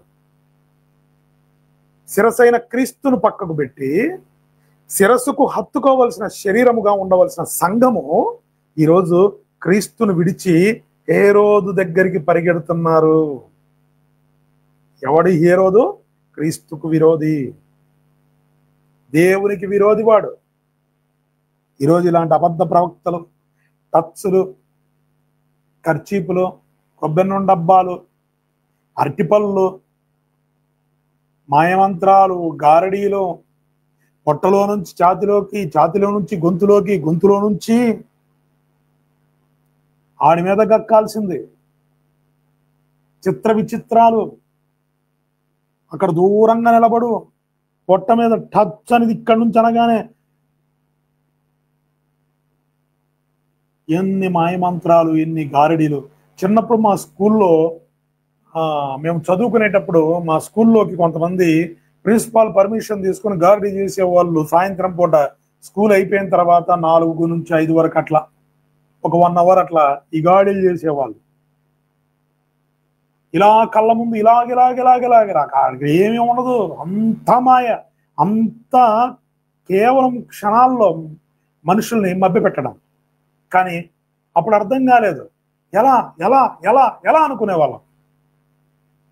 పెద్దవారం అయ్యేసరికి అర్థమైందిగా, ఇదంతా ఇంతేనా, అరే రే ఇదా వాళ్ళు చేసింది అప్పుడు అనిపించింది కదా.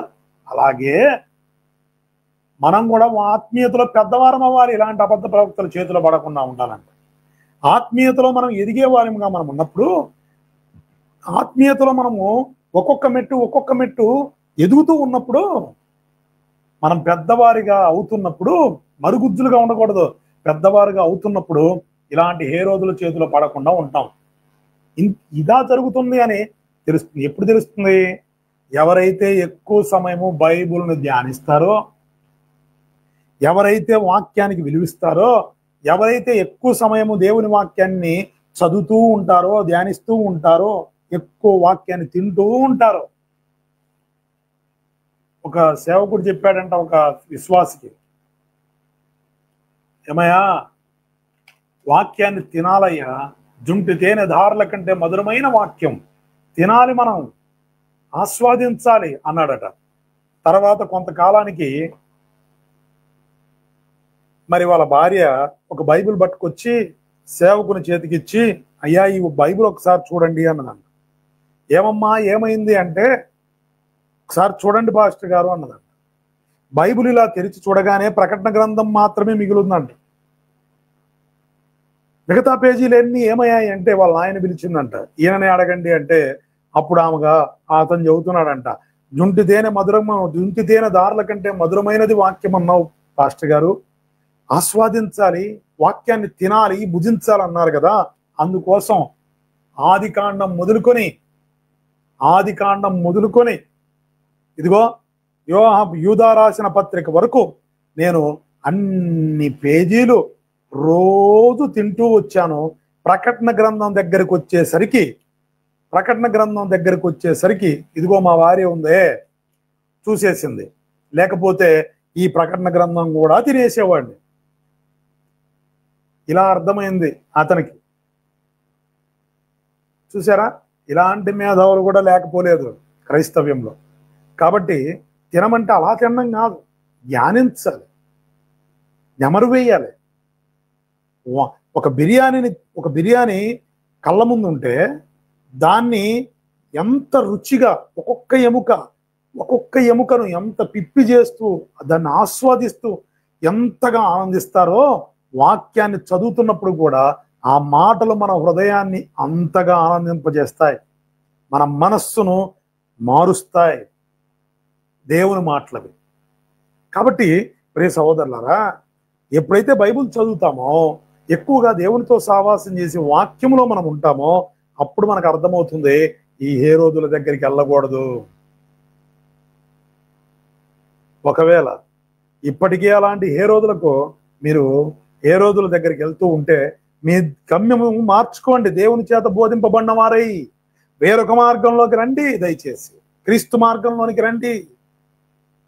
ఆ హేరోదు దగ్గర నుంచి పక్కకు వచ్చేయండి, వెళ్ళొద్దు హేరోదుల దగ్గరికి.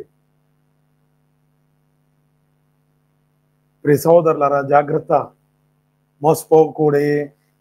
దేవుడు వెక్కిరించబడడు, ఎందుకంటే తన చిత్తాన్ని మొత్తము బైబిల్లో దేవుడు పొందుపరిచాడు. పరిశుద్ధ గ్రంథంలో దేవుని వాక్యము స్పష్టంగా తెలియజేస్తూ ఉంది. ఇది తెలిసిన తర్వాత కూడా నాకు తెలియదు అని రేపు నువ్వు అంటే నీ భారం నువ్వే మోసుకోవాలి. దేవుడు గెట్ అవుట్ అంటే ఎక్కడ ఉంటావో తెలియదు. ఆయన అంటాడు, అక్రమం చేయవారులారా బయటికి పోండి. ఎందుకంటే క్రమమైన వాక్యం మీ కళ్ళ ముందు ఉంటే అక్రమం చేసే వారి దగ్గరికి పోయారు కాబట్టి మీరు కూడా అక్రమం చేసేవారే వెళ్ళండి అంటాడు. ఆలోచించండి.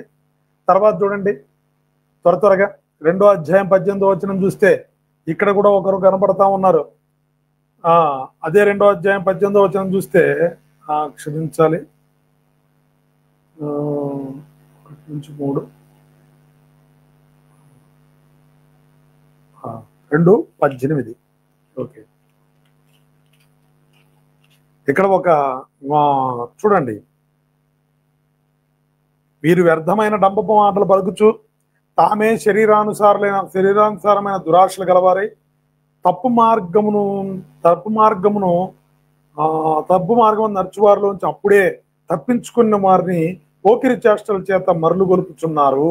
అంటే ఇందాక చెప్పబడిన అబద్ధ ప్రవక్తలు, అబద్ధ సేవకులు వీళ్ళైతేనేమి, ఇక్కడ చెప్పబడే డంబమైన మాటలు పలికే వాళ్ళేమి, వీళ్ళందరూ ఎవరంటే ఇదిగో దేవునికి విరోధులుగా ఉన్నారు. క్రీస్తును కనబడనీయకుండా చెయ్యాలనే ఆలోచనతో బ్రతికే వీరు ఎలాంటి వారట? పోకిరి చేష్టలు చేసేవాళ్ళు. వీళ్ళు ప్రజలను ఆకట్టుకోవడానికి ప్రవచనాలు చెప్తామంటారు. ఏమండి, రకరకాల వ్యక్తుల పేర్లు పెట్టి పిలిచి మా దగ్గర పెద్ద మహిమలు ఉన్నాయి, శక్తులు ఉన్నాయి అంటారు. ప్రజలను నమ్మబలుకుతారు, నమ్మిస్తారు. ఇంత మాత్రమే కాకుండా ఎక్కడ ప్రజలు తమ యొద్ద నుంచి వెళ్ళిపోతారు అని చెప్పి కొత్త స్కీములు పెడతారు సంఘాల్లో. ప్రజలకు ఇష్టమైనటువంటి ఎన్నో విషయాలను ప్రజలకు నచ్చినట్టుగా, కఠినమైనటువంటి బోధ ఉండదు ఇక్కడ. ప్రజలకు నచ్చినట్టుగా మీరు ఎలాగైనా బ్రతకండి, దేవునికి దశం భాగాలు ఇవ్వండి. జాగ్రత్త, హేరోదులు ఇలాంటి వాళ్ళు మోసపోతారు. మీరు జాగ్రత్త. మీరు ఏ విధంగా జీవించండి, దేవుని భాగం దేవునికి ఇవ్వండి. మీ ఇంటికి రాము, మేము అడగము. మేము మా కళ్ళ ముందు మీరు కనపరిచినా మిమ్మల్ని హెచ్చరించలేము, మిమ్మల్ని ఖండించలేము, మిమ్మల్ని గద్దించలేము, మిమ్మల్ని బుద్ధి చెప్పలేము. ఎందుకంటే మీరు దేవునికి రావాల్సింది దేవునికి ఇవ్వండి. చూసారా, దేవుణ్ణి కూడా పార్ట్నర్షిప్ గా కలుపుకుంటారు ఇట్లాంటి వాళ్ళు. వాక్యములో లేనివి, ప్రభు వాక్యానికి విరోధమైన పనులు వీళ్ళు చేస్తూ అంతకంతకు నాశనం అవ్వడానికి సిద్ధపడుతూ ఉంటారు. ఇలాంటి వారితో చేరే వాళ్ళు నాశనానికి పోవడానికి సిద్ధపడతారు. జాగ్రత్త, ఇది దేవుని వాక్యం సెలవిస్తా ఉంది, నేను కాదు. దీనికోసం నిత్యాగ్ని దండన కనిపెట్టుకున్నదని దేవుని వాక్యం సెలవిస్తా ఉంది. హేరోదులు వాళ్ళు, జాగ్రత్త. ప్రియ సహోదరుడా, సహోదరి, నిర్దోషంగా సేవ చేసేవాడు ఎవడు కూడా డబ్బు ప్రస్తావన తేడు. సంఘములో మాటి మాటికి ధనాన్ని ఆశిస్తున్నాడంటే, మాటి మాటికి ధనాపేక్షతో ఉన్నాడంటే, చూడండి ఇక్కడ గమనించండి ప్రియ సహోదరులారా, వీరిని బట్టి సత్యమార్గము దూషింపబడును. వారు అధిక లోబులై కల్పనావాక్యములు చెప్పుచు మీ వలన లాభము సంపాదించుకొందురు. చూసారా, మాటి మాటికి వీరు డబ్బు విషయాలు సంఘంలో తీసుకొస్తున్నారంటే, మాటి మాటికి లాభాపేక్షతో మాట్లాడుతున్నారంటే వీరు అబద్ధ బోధకులు, అబద్ధ సేవకులను గుర్తుపట్టాలి వెంటనే. వీళ్ళు హేరోదులు, క్రీస్తు కనబడనీయకుండా చేసేవాళ్ళు, క్రీస్తు మహిమను ఎరగనీయకుండా చేసేవాళ్ళు, క్రీస్తు గుర్తును చెరిపేవాళ్ళు వీరు. జాగ్రత్త, ఇలాంటి వారితో ప్రమాదం. ఒకవేళ ఇప్పటికే ఆ విధంగా ఉంటే నీ అడుగులు పక్కకు జరిగిపో, దేవుని చేత బోధింపబడేటువంటి పరిస్థితిలోకి రా. మార్గం తిప్పుకొని మార్గం, లేకపోతే ప్రమాదంలో పడతాం. చూడండి, తర్వాత సమయం లేదు కనుక సోదరులారా, మొదటి 2వ తిమోతికి రాసిన 2వ పత్రిక 4వ అధ్యాయము 10వ వచనం చూసారా. 2వ అధ్యాయము 4వ వచనము, 4వ అధ్యాయము 10వ వచనాన్ని చూద్దాం. ఇక్కడ కాస్తంత మరి గొప్ప విషయం, చాలా మంచి విషయం. ఇప్పుడున్న పరిస్థితులకు ఎవరి కోపం వచ్చినా రాకపోయినా, ఎలా ఉన్నా మరి కోపం వచ్చినా దేవుని వాక్యం కనుక చెప్పాలి.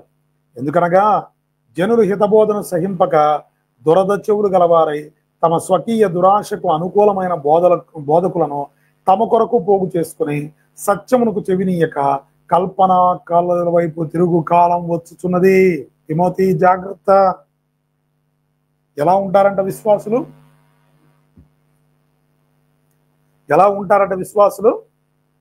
కల్పనా కథలు అనగా, అంతకంటే ముందు ఒక మాట ఉండే, జనులు హితబోధను సహింపక.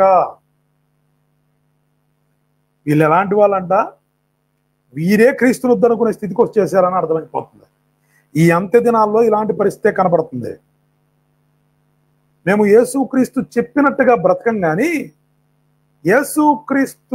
మేము యేసుక్రీస్తు ఎరిగిన వారమని వేషధారులుగా కనపడతామంటున్నారు ప్రజలు. ఏమండి, క్రీస్తు యొక్క పరిమళ సువాసనను వెదజల్లేటువంటి వ్యక్తులుగా మేము ఉన్నాం కానీ ఆర్టిఫిషియల్ స్టార్లు కట్టుకుంటాం. బొమ్మ చేసి విగ్రహారాధనలాగా ఒక రూపాన్ని చేసి ఇంటి మీద కట్టుకుంటాం. కానీ ఆ ఇంట్లో క్రీస్తునుడు.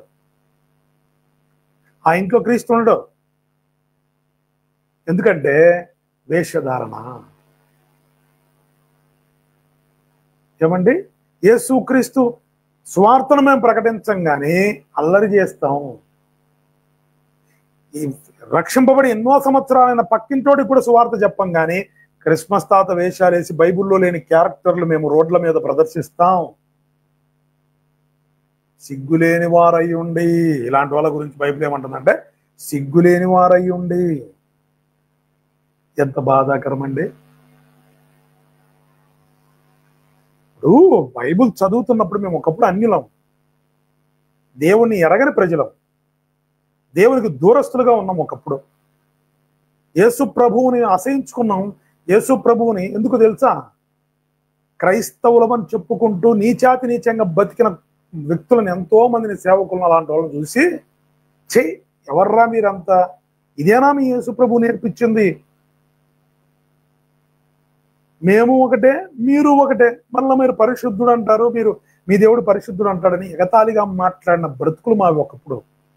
కానీ దేవుడు మనోనేత్రాలు వెలిగించి బైబిల్ చదవడం ఎప్పుడైతే జ్ఞానం దేవుడు ఇచ్చాడో, బైబిల్లో ఉన్న దేవుడు పరిశుద్ధుడు, ఆయన పవిత్రుడు, కానీ ఈయన నమ్ముకున్నామని చెప్పుకొని పనికి మాలిన ఎదవ పనులు చేసేవాళ్ళు వీళ్ళు. క్రైస్తవులు కాదు వీళ్ళు, క్రీస్తుని ఎరిగిన వాళ్ళు కాదు వీళ్ళు. క్రీస్తుని ఎరిగామని చెప్పుకుంటూ ఆయనకు బయట ఉన్నవారని మేము అర్థం చేసుకున్నాం. మాకు అర్థమైంది. బైబిల్ చదివే కొద్దీ ఎంత కఠినంగా బైబిల్ ఉందో, ఎంత కఠినంగా బైబిల్లో రాయబడి ఉందో. ఏమండి, ఒక ఊరి నుంచి, ఒక దేశం నుంచి ఇంకొక దేశానికి వెళ్ళాలంటే వీసా, పాస్పోర్ట్ కావాలి, వీసా కావాలి, పోలీస్ ఎంక్వైరీ జరుగుతుంది, ఎందుకు వెళ్తున్నావు, ఏ పని మీద వెళ్తున్నావు, స్మగ్లింగ్ చేయడానికా, తీవ్రవాదివా, గూండావా, రౌడీ షీటర్వా, కేసు నుండి పారిపోతున్నావా, ఎన్నో ఎంక్వైరీస్ ఉంటాయి.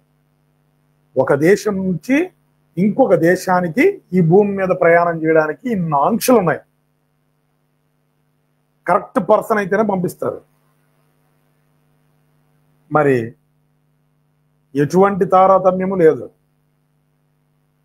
యేసుక్రీస్తు అందరికీ ప్రభువు. పాపము లేనివాడే ఆ లోకంలో ఉంటాడు. పాపము నుండి విమోచించబడి క్రీస్తును సొంత రక్షకుడిగా అంగీకరించి వాడే ఆ పరలోకంలో ఉంటాడు.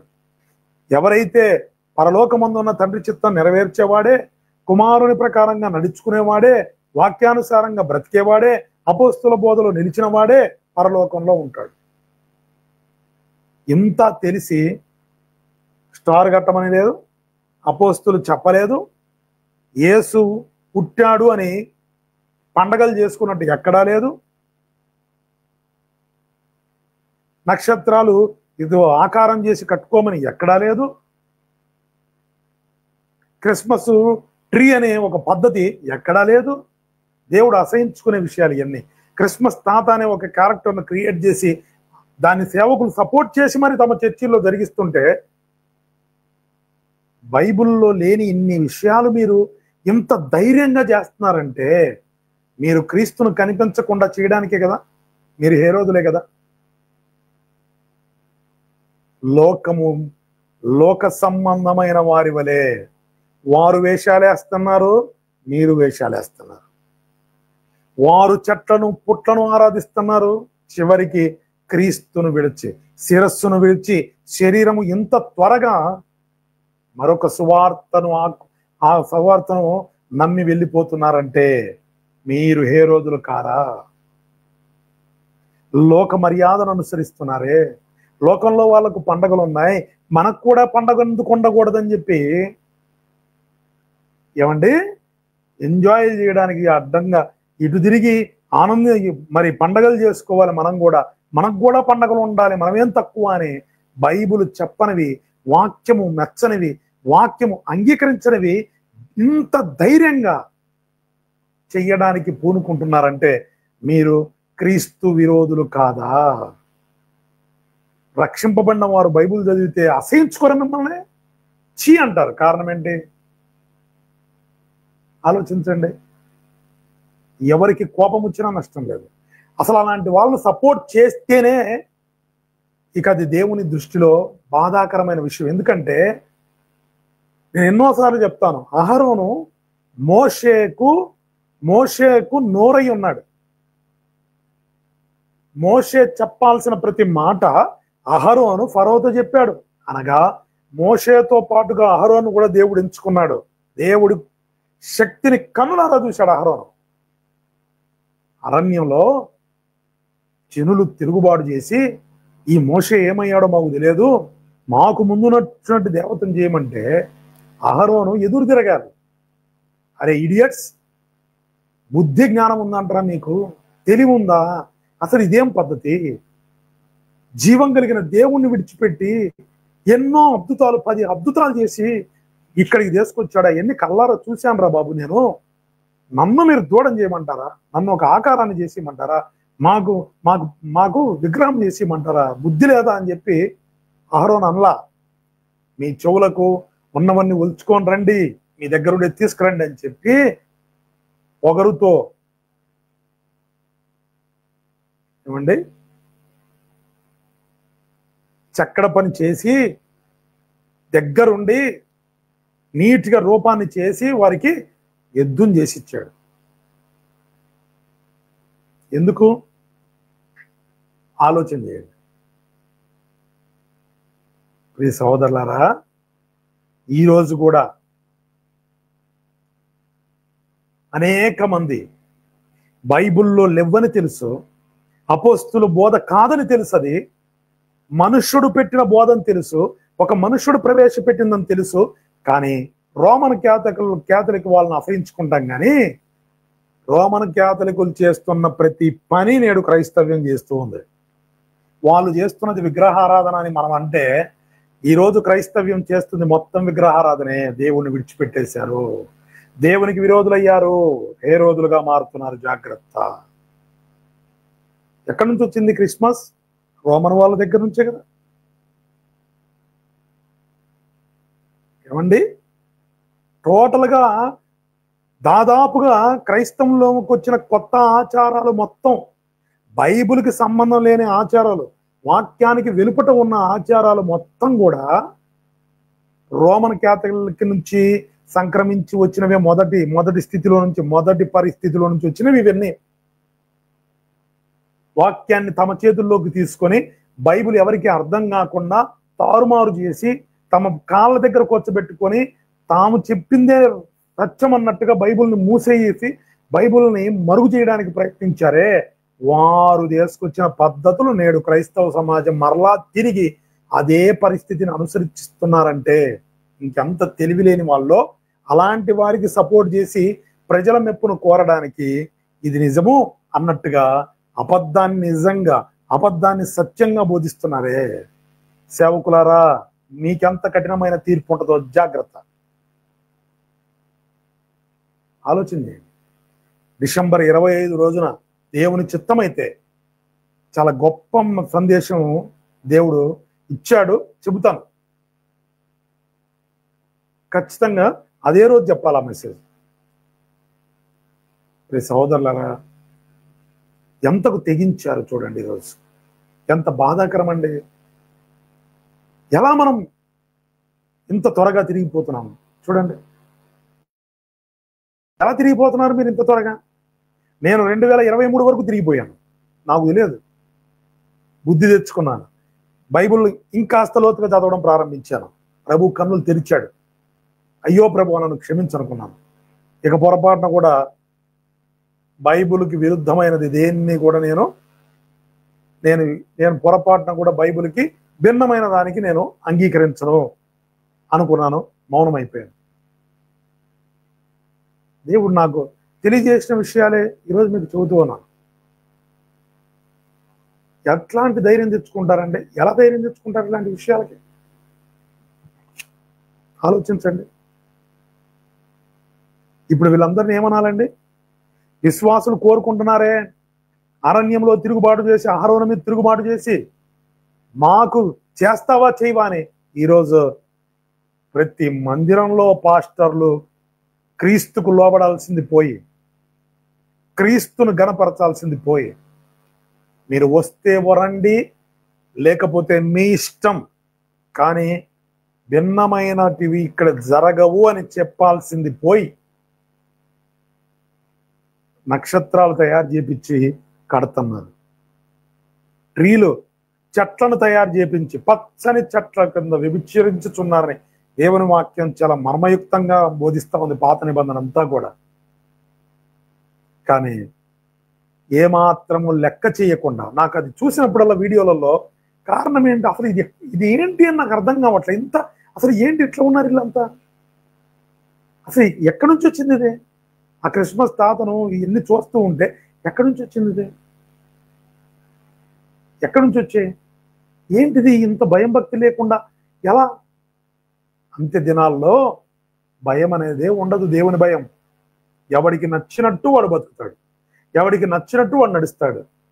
చూసారా, ఈరోజు ప్రజలట తాము కోరుకున్న బోధ కావాలంటున్నారట. పాస్టర్, ఆ చర్చిలో 5 అడుగుల స్టార్ కట్టారు. మన చర్చిలో వేరే ఊరు వాళ్ళకి కనిపించేటట్టు 10 అడుగులు 15 అడుగులు స్టార్ కడదాం మనం. పాస్టర్, వాళ్ళు రికార్డింగ్ డ్యాన్స్ పెట్టారు, మనము అంతకంటే మించిన డ్యాన్స్ పెడదాం. చూడు పాస్టర్ గారు, మేము చెప్పింది నువ్వు విను, ఎందుకంటే మేము ఇస్తేను ఉన్నాం. ఎలాంటి పరిస్థితికి దిగజారిపోతుంది ఈరోజు సంఘం. బాధాకరం కదండి. చాలా మంది మరి సేవకులు ఎక్కడ పరిశీలిస్తున్నారో లేదో ఇలాంటివన్నీ. నా అనుభవంలో నేను చాలా ఊర్లకు వెళ్ళాను ఇలాంటి సీజన్లో. తల దించుకున్నాను, ఎందుకు ఇక్కడికి వచ్చాను అని. సోదరులారా, ఆలోచించండి. వీళ్ళే అడుగుతారంట, ఏమంట? తన స్వకీయ దురాశలకు అనుకూలమైన బోధలను తమ కొరకు పోగు చేసుకుని సత్యమునకు చెవినీయక. చూసారా, కల్పనా కథలకు.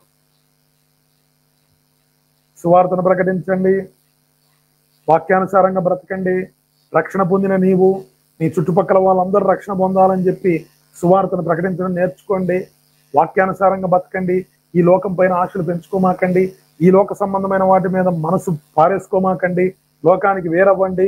ఇదంతా వదిలేసి సత్య సంబంధమైన బోధ వద్దట, కల్పన కథలు కావాలట. ఏంటా కథలు? ఆకాశంలో జింకలు దుప్పుల మీద దుప్పుల ఏంటివో మరి అవి, వాటి మీద ఒక ఆయన ఆకాశంలో వెళ్తూ ఉన్నాడంట. బహుమతులు తీసుకొని వచ్చి అందరికి ఇచ్చిపోతాడట. అది మేము చూసాం ఆకాశంలో. కల్పనా కథలు కాదా?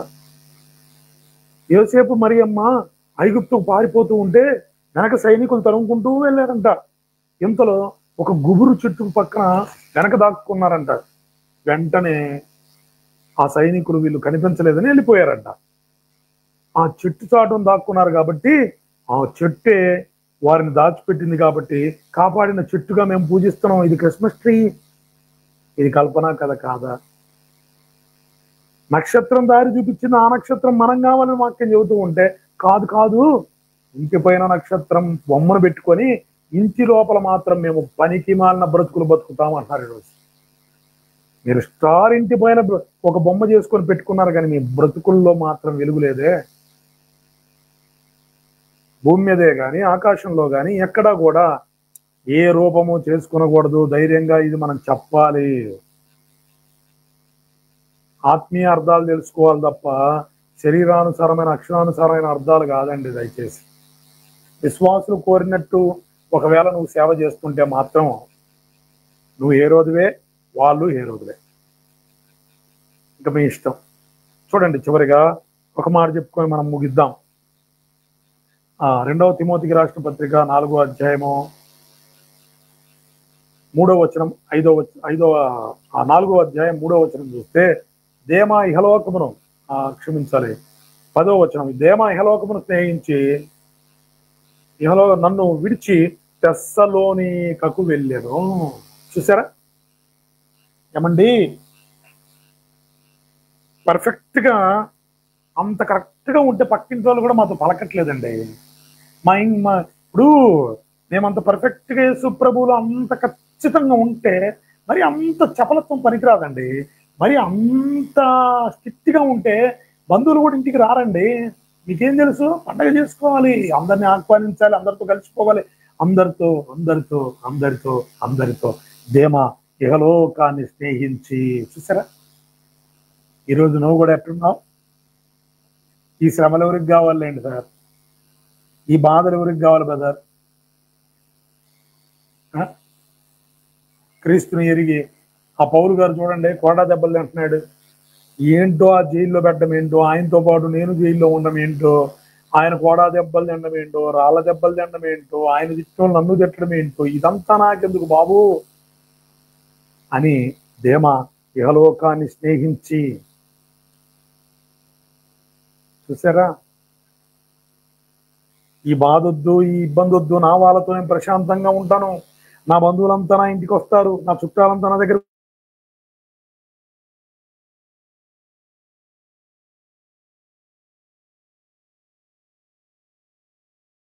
హ్యాపీగా ఎంజాయ్గా ఉంటాను, హ్యాపీగా ఉంటాను. నాకెందుకు బాబో ఈ బ్రతుకు, ఇంత కఠినమైన బతుకు, ఇంత దారుణమైన జీవితం, ఇంత శ్రమలు, ఇన్ని బాధలు నేను పడలేం. నాకు శ్రమ లేని బ్రతుకు కావాలనుకొని కంఫర్ట్ జోన్ ఎత్తుక్కునే దేమా ఇహలోకాన్ని, మనుషుల మెప్పును, మనుషుల ఘనతను కోరుకున్నాడు, వెళ్ళిపోయాడండి. ఇలాంటి వాళ్ళలో క్రీస్తు కనపడతాడా? ఏ రోజు స్వభావం ఇలాంటి వాళ్ళు. జాగ్రత్త. మీరు మనుషుల మెప్పు కోరాలని, మనుషులతో బంధాలు పెంచుకోవాలని, మనుషులతో చుట్టరికాలు కలుపుకోవడానికి కోసం క్రీస్తుని నువ్వు విడిచిపెడుతున్నావేమో, వాక్యమును విడిచి ఒకవేళ నువ్వు బ్రతుకుతున్నావేమో, ఏ రోజువే నువ్వు. జాగ్రత్త.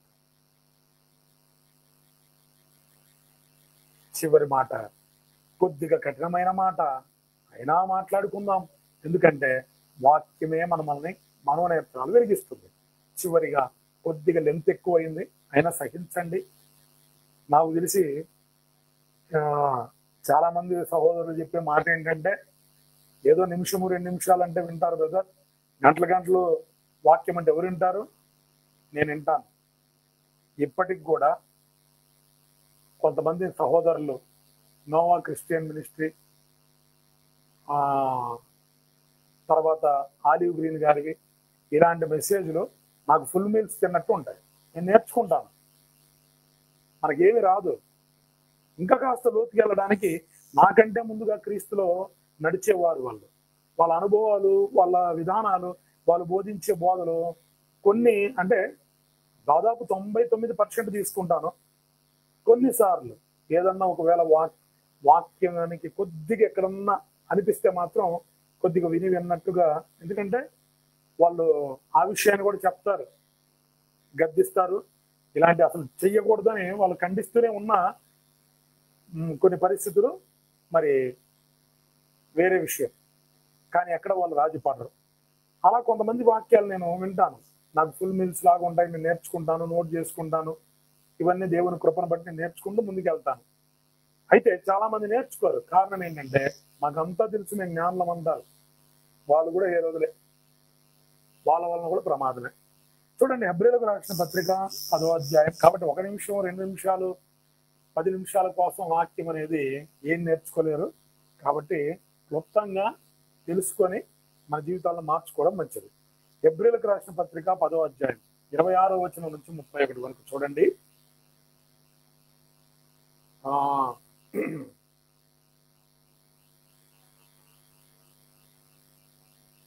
మనము సత్యమును గురించి అనుభవ జ్ఞానం పొందిన తర్వాత బుద్ధిపూర్వకంగా పాపం చేసిన యెడల పాపమునకు బలి ఇకను ఉండదు, గాని న్యాయపు తీర్పునకు భయముతో ఎదురు చూచుటయు విరోధులను దహింపబో తీక్షణమైన అగ్నియు ఇకను ఉండును.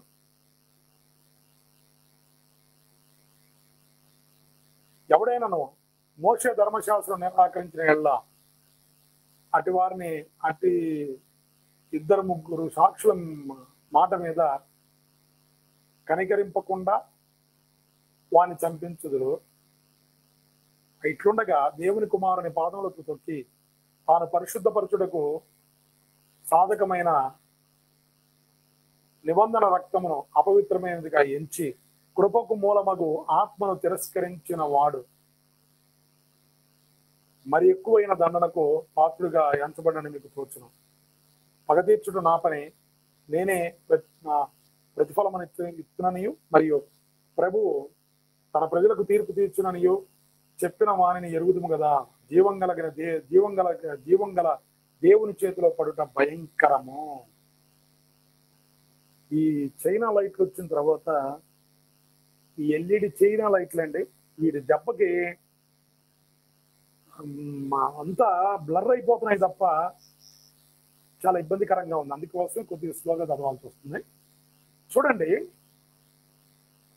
ఇక్కడ అపోస్తులైన పౌలు చెప్తూ ఉన్నాడు, సత్యమును గురించి అనుభవ జ్ఞానం పొందిన తర్వాత కొన్ని ఏళ్ల నుంచి మేము రక్షణ పొందాము, యేసుక్రీస్తుని ఎరిగామని చెప్పుకుంటూ, ఇప్పుడు హేరోదు ఉన్నాడు కదా, తర్వాత వచ్చిన హేరోదులు కూడా యోహాన్ చెప్పాడు, నువ్వు తప్పు చేస్తున్నావు అని. దిద్దుకోవాలా? వాడు దిద్దుకోవాలా? ఏం చేశాడు? పెళ్ళాం మాట అంటే పెళ్ళాం కాదు, ఇదిగో తమ్ముడి భార్య అని తీసుకొచ్చి పెట్టుకున్నాడు. తప్పు అన్నందుకు తీసుకెళ్లి జైల్లో పడేశాడు. మరి అత్యుత్సాహంతో ఓవర్ యాక్షన్ చేసి మరి కూతురు అడిగిందని పక్కన యోహాన్ తల నరికిచ్చేశాడు. అంటే ఇలాంటి వాళ్ళు సత్యమును గూర్చిన, అంటే సత్యం తెలుసు వాడికి, కానీ మనుషుల మెప్పు కోసం, పాపము జరిగించడం కోసం, వారి యొక్క కోరికలను నెరవేర్చుకోవడం కోసం, వారి యొక్క ఈగో కోసం ఏదైనా చేస్తారు. అంటే దేవునికి విరోధులు వీళ్ళు. అంగీకరించరు, తమ జీవితాలు దిద్దుకోరు వీళ్ళు. దిద్దుకోకపోగా ఇతరుల మీద పడతారు వీళ్ళంటి వాళ్ళు. వీళ్ళు ఏ రోజులు. ఇలాగే ఈ రోజు కూడా క్రైస్తవ్యంలో సేవకులు కానీ విశ్వాసులు కానీ ఎవరైనా, చిన్న పెద్ద ఎవరైనా కావచ్చు, చెప్పినప్పుడు ఇది తప్పు, ఇది సరైనది కాదు, ఇది వాక్యానుసారమైనది కాదు అని చెప్పినప్పుడు దిద్దుకోవాలి. అలా కాకుండా దిద్దుకోవడానికి ఇష్టపడకుండా తమకు నచ్చినట్టుగా ఉండాలి, తమకు నచ్చినట్టుగా మేము ఉంటాం అని ఒకవేళ ఆ విధంగా ఏ రోజు లక్షణాలు కలిగి ఉంటే వారు దేవునికి విరోధులే. సత్యాన్ని లక్ష్య పెట్టకపోతే, దేవుని వాక్యాన్ని త్రోసిపుచ్చి బ్రతికితే వాళ్ళు ఏ రోజులే. జాగ్రత్త. తర్వాత ఇక్కడ ఇంకో మాట చూడండి, పాపము చేసిన పాపమునకి బలి ఉండదు. కానీ యోహాను రాసిన మొదటి పత్రికలో మరణకరం కాని పాపాలు ఉన్నాయి, మరణకరమైన పాపం కలదు. జాగ్రత్త. ఆ మరణకరమైన పాపం ఏంటో ముందు ముందు రోజుల్లో ఒక్కొక్కటిగా దేవుని చిత్తమైతే కొన్ని మరి భాగాలుగా ఆ మాటలు మనం వివరించుకుందాం. ఇక్కడ చూస్తే ఈ విషయాన్ని జాగ్రత్తగా మీరే చదవండి. సత్యాన్ని ఎరిగారు, తెలుసు, ఏమన్నా కదిలిస్తే మాకు బైబిల్ అంతా తెలుసు, మేము బైబిల్ పండితులం అంటారు. కానీ కళ్ళ ముందు జరిగేది మొత్తం సత్యానికి వ్యతిరేకమైందని తెలిసి కూడా చేస్తున్నారు, రాజీ పడుతున్నారు. అంటే వీళ్ళ పరిస్థితి ఏంటి? ఇక మీరే ఆలోచించుకోండి. ఇది మీ ముందుంచి నేను ముగిస్తున్నా, ఇది మీ ముందుంచి ఆలోచించుకోమని చెప్తున్నా. హెబ్రీయులకు రాసిన పత్రిక 11వ అధ్యాయము 26 నుంచి 31వ వచనం వరకు జాగ్రత్తగా చదవండి. దేవుని మోషే కాలంలో ధర్మశాస్త్రం ప్రకారముగా ఎవడైనాను పాపము చేసిన ఎడల ఒకరిద్దరు సాక్షులను పెట్టి రాళ్లతో కొట్టి చంపాలి, వాడిని కనికరింపకుండా చంపాలి. అంటే ఒక మనుష్యుడి ద్వారా దేవుడి పరిపాలన జరిగించినప్పుడే, తన ప్రజలను నడిపించినప్పుడే, కనికరం లేకుండా శిక్ష విధించినప్పుడు, దేవుని కుమారుని పాదములతో తొక్కి, అనగా మాకు దేవుని మాటలొద్దు, వాక్యానుసారంగా మేము బతకం, వాక్యంలో ఉన్నట్టుగా మాకు అవసరం లేదు, మాకు కట్టు కథలు కావాలి, పెట్ట కథలు కావాలి, కల్పనా కథలు కావాలి, మనుషులు చెప్పే పద్ధతులు కావాలి, మాకు నచ్చినట్టు బోధ చేయాలి, మేము మనుషుల్ని పోగేసుకోవడానికి మేము బోధ చేస్తాం, సంపాదించుకోవడానికి బోధ చేస్తామని చెప్పే ప్రతి ఒక్కరికి జాగ్రత్త, హెచ్చరిక. ఇది దేవుని కుమారుని మీరు పాదాలతో తొక్కుతున్నారు. జాగ్రత్త. అంటే వాక్యం మాకొద్దు అని దాటిపోతున్నారు. వాక్యంలో లేనివి చేస్తున్న ప్రతి వాళ్ళు. ఇక మీరే ఆలోచించుకోండి. నిబంధన రక్తమును అపవిత్రమైనదిగా ఎంచి, పవిత్ర రక్తము మనల్ని విమోచించడానికి అమూల్యమైన వెల పెట్టి కొన్నాడు ఆయన. అటువంటి రక్తం విలువ తెలియకుండా, ఆయన ప్రాణం విలువ తెలియకుండా ఆయనకు విరోధంగా లేస్తే, కృపకు మూలమగు ఆత్మను తిరస్కరించి, పరిశుద్ధాత్ముడు లోపల ఎంత గోల చేస్తున్నా, ఎంత దుఃఖిస్తున్నా, మీరు చేస్తున్న తప్పు తప్పు తప్పు తప్పు తప్పు అని ఎంత చెబుతున్నా వినకుండా నీవు చేసే పని, మీరు చేస్తున్న పనులు ఏం చేస్తాయంటే చివరికి ఎవడు కాపాడగలడిక మిమ్మల్ని అని దేవుని వాక్యం సెలవిస్తుంది. ఎక్కువైన దండనకు ఒక మనుషుని ద్వారా దేవుడు పరిపాలన జరిగించినప్పుడు, తన ప్రజలను ఆ మనుషుని ద్వారా నడిపించినప్పుడే అంత కఠినమైన శిక్ష వేస్తే, మనల్ని విమోచించడానికి సొంత కుమారుని కల్వరి శిలువ మీద మరణానికి అప్పగించడానికి సిద్ధపడ్డ తండ్రి మన కోసం తన ఏకైక కుమారుని నలగొట్టడానికి, ప్రాణం ఆయన మరణించడానికి అనుమతించడానికి సిద్ధపడ్డ తండ్రి ఆ కుమారుణ్ణి లెక్క చేయకుండా ప్రవర్తిస్తే, ఆ కుమారుని ప్రాణత్యాగాన్ని లెక్క చేయకుండా ప్రవర్తిస్తే, ఆ కుమారునికి వ్యతిరేకంగా లేచి ప్రవర్తిస్తే, ఇక రక్షించగలిగిన వాడు ప్రపంచంలో లేడు. వాళ్ళని పగ తీర్చుకునుట ఆయన పని. జీవము గల దేవుని చేతిలో పడుట భయంకరం. జాగ్రత్త. ఎంత బాధాకరమైన విషయం ఆలోచించండి. అనగా దేవునికి విరోధులు, హేరోదులు. జాగ్రత్త. ఇక కాపాడగలిగేది ఎవరో లేరు, ఎవ్వరు లేరు. ఎంత దినాలండి? దయచేసి అయ్యలారా, మీ అందరికీ 2 చేతులు ఎత్తి దండం పెడుతున్నా, బైబుల్ సరిగా చదవండి. సేవకులారా, మోసపోవాకండి. మనుషుల మెప్పుకుపోయి ఏదో మేము వాక్యం చెప్పొస్తే అదొక పెద్ద సేవని, మేము ఏదో చెబితే వాళ్ళు ఏదో మారిపోతారని, వాళ్ళకు నచ్చినట్టు చెప్పడానికి పోయి వాళ్ళకు నచ్చినట్టు ఉండడానికి పోతే చివరికి ప్రమాదంలో పడతారు. జాగ్రత్త. ఇన్ని విషయాలు పెట్టుకొని కూడా ఈరోజు చాలా మంది వినడంలా. మనుషుల మెప్పుకో అసలు జాగ్రత్తగా ఆలోచించాలి. బైబిల్లో లేదు కదా, బైబిల్లో లేని విషయాలు ఎందుకు? యేసుక్రీస్తు ప్రభు జన్మించాడు, కానీ పండగగా చేయమని చెప్పలా. ఆయన ఎందుకు జన్మించాడు? వధింపబడ్డానికి, చనిపోవడానికి పుట్టాడు ఆయన. ఆ మరణాన్ని ప్రకటించమన్నాడు. ఆ చనిపోవడం ఎందుకో, ఆయన ఎందుకు చనిపోయాడో ప్రకటించమన్నాడు. అంతేగాని పండగ జరుపుకోండి, దండగ క్రైస్తవుల్లాగా ఉండదని దేవుడు చెప్పలా. అందులో అల్లరి జరుగుతుంది. కొన్ని చోట్ల చూస్తే చూని వస్తున్నారు లోకస్తులు. ఎందుకో తెలుసా? దారుణం అండి. బైక్ సౌండ్లు పెట్టి విపరీతంగా బర్రనుకుంటూ, విపరీతమైన సైలెన్సర్ సౌండ్లు చేస్తూ, బాణసంచ గాలుస్తూ, అయ్యయ్యో అది చెప్పనలవి కానటువంటి అల్లరి సేవకులు దగ్గరుండి చేస్తున్నారు చాలా చోట్ల. ఎంజాయ్ చేయనివ్వండి, మన పండగ అండి. పండగలో క్రీస్తుని వదిలిపెట్టారు మీరు, జాగ్రత్త. పండగ పేరుతో క్రీస్తును దాచేశారు, పండగల పేరుతో క్రీస్తును మరుగు చేశారు. క్రీస్తును కనబడకూడదని మీరే హేరోదుల్లాగా మారారు. జాగ్రత్త ప్రియ సహోదరులారా. మీ గతేమోనో మీకు మీరే పరీక్షించుకోండి. ఈ వాక్యమును ముందు పెట్టుకొని పరీక్షించుకోండి. మీ ఇష్టం. కొంతమంది అయినా మారుతారనే ఆశతో ఇంత సమయం తీసుకొని ప్రభు చెప్పమన్న విషయాలు మీకు చెప్తున్నాను. తప్పులుంటే మన్నించండి. ఒకవేళ మీకు కోపం వచ్చినా, మీకు ఒకవేళ విపరీతమైన కోపం కలిగినా నష్టమేమి లేదు. మారితే సంతోషం. మారు మనసు ఇప్పటికైనా పొందితే సంతోషం. దయచేసి ఏ రోజు వలె ఉండద్దు, ఏ రోజులను ఆశ్రయించద్దు.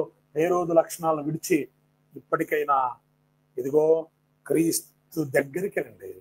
ఆయనను పూజించండి, ఆయనకు సాగిలపడండి, ఆయన ఆరాధించండి, ఆయన బోధించిన మార్గంలో నడవండి.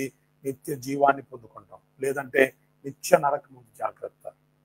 కాబట్టి ఆ విధమైన స్థితిలోకి వెళ్లకుండా ప్రతి ఒక్కరూ క్రీస్తు వద్దకు వచ్చి సత్యమును గ్రహించి అసత్యాన్ని పక్కకు పెట్టి సత్యంలో నిలవాలని అటి కృప ప్రభు దయచేయాలని కోరుకుంటూ, మరి ఏ రోజు వలె ఉండకుండా, ఏ రోజు వలె దేవునికి విరోధులు కాకుండా, దేవునికి శత్రువులు కాకుండా, దేవుని చేతిలో పడే పరిస్థితి తెచ్చుకోకుండా దేవుని కృప కిందకు వచ్చి ఇప్పటికైనా మనసు మార్చుకొని బ్రతకాలని మనస్ఫూర్తిగా కోరుకుంటూ, అటు కృపను ప్రభు దయచేయాలని కోరుకుంటూ, ప్రభు ఆత్మ మనందరికీ తోడై ఉండి నడిపించును గాక. ఆమేన్, ఆమేన్, ఆమేన్.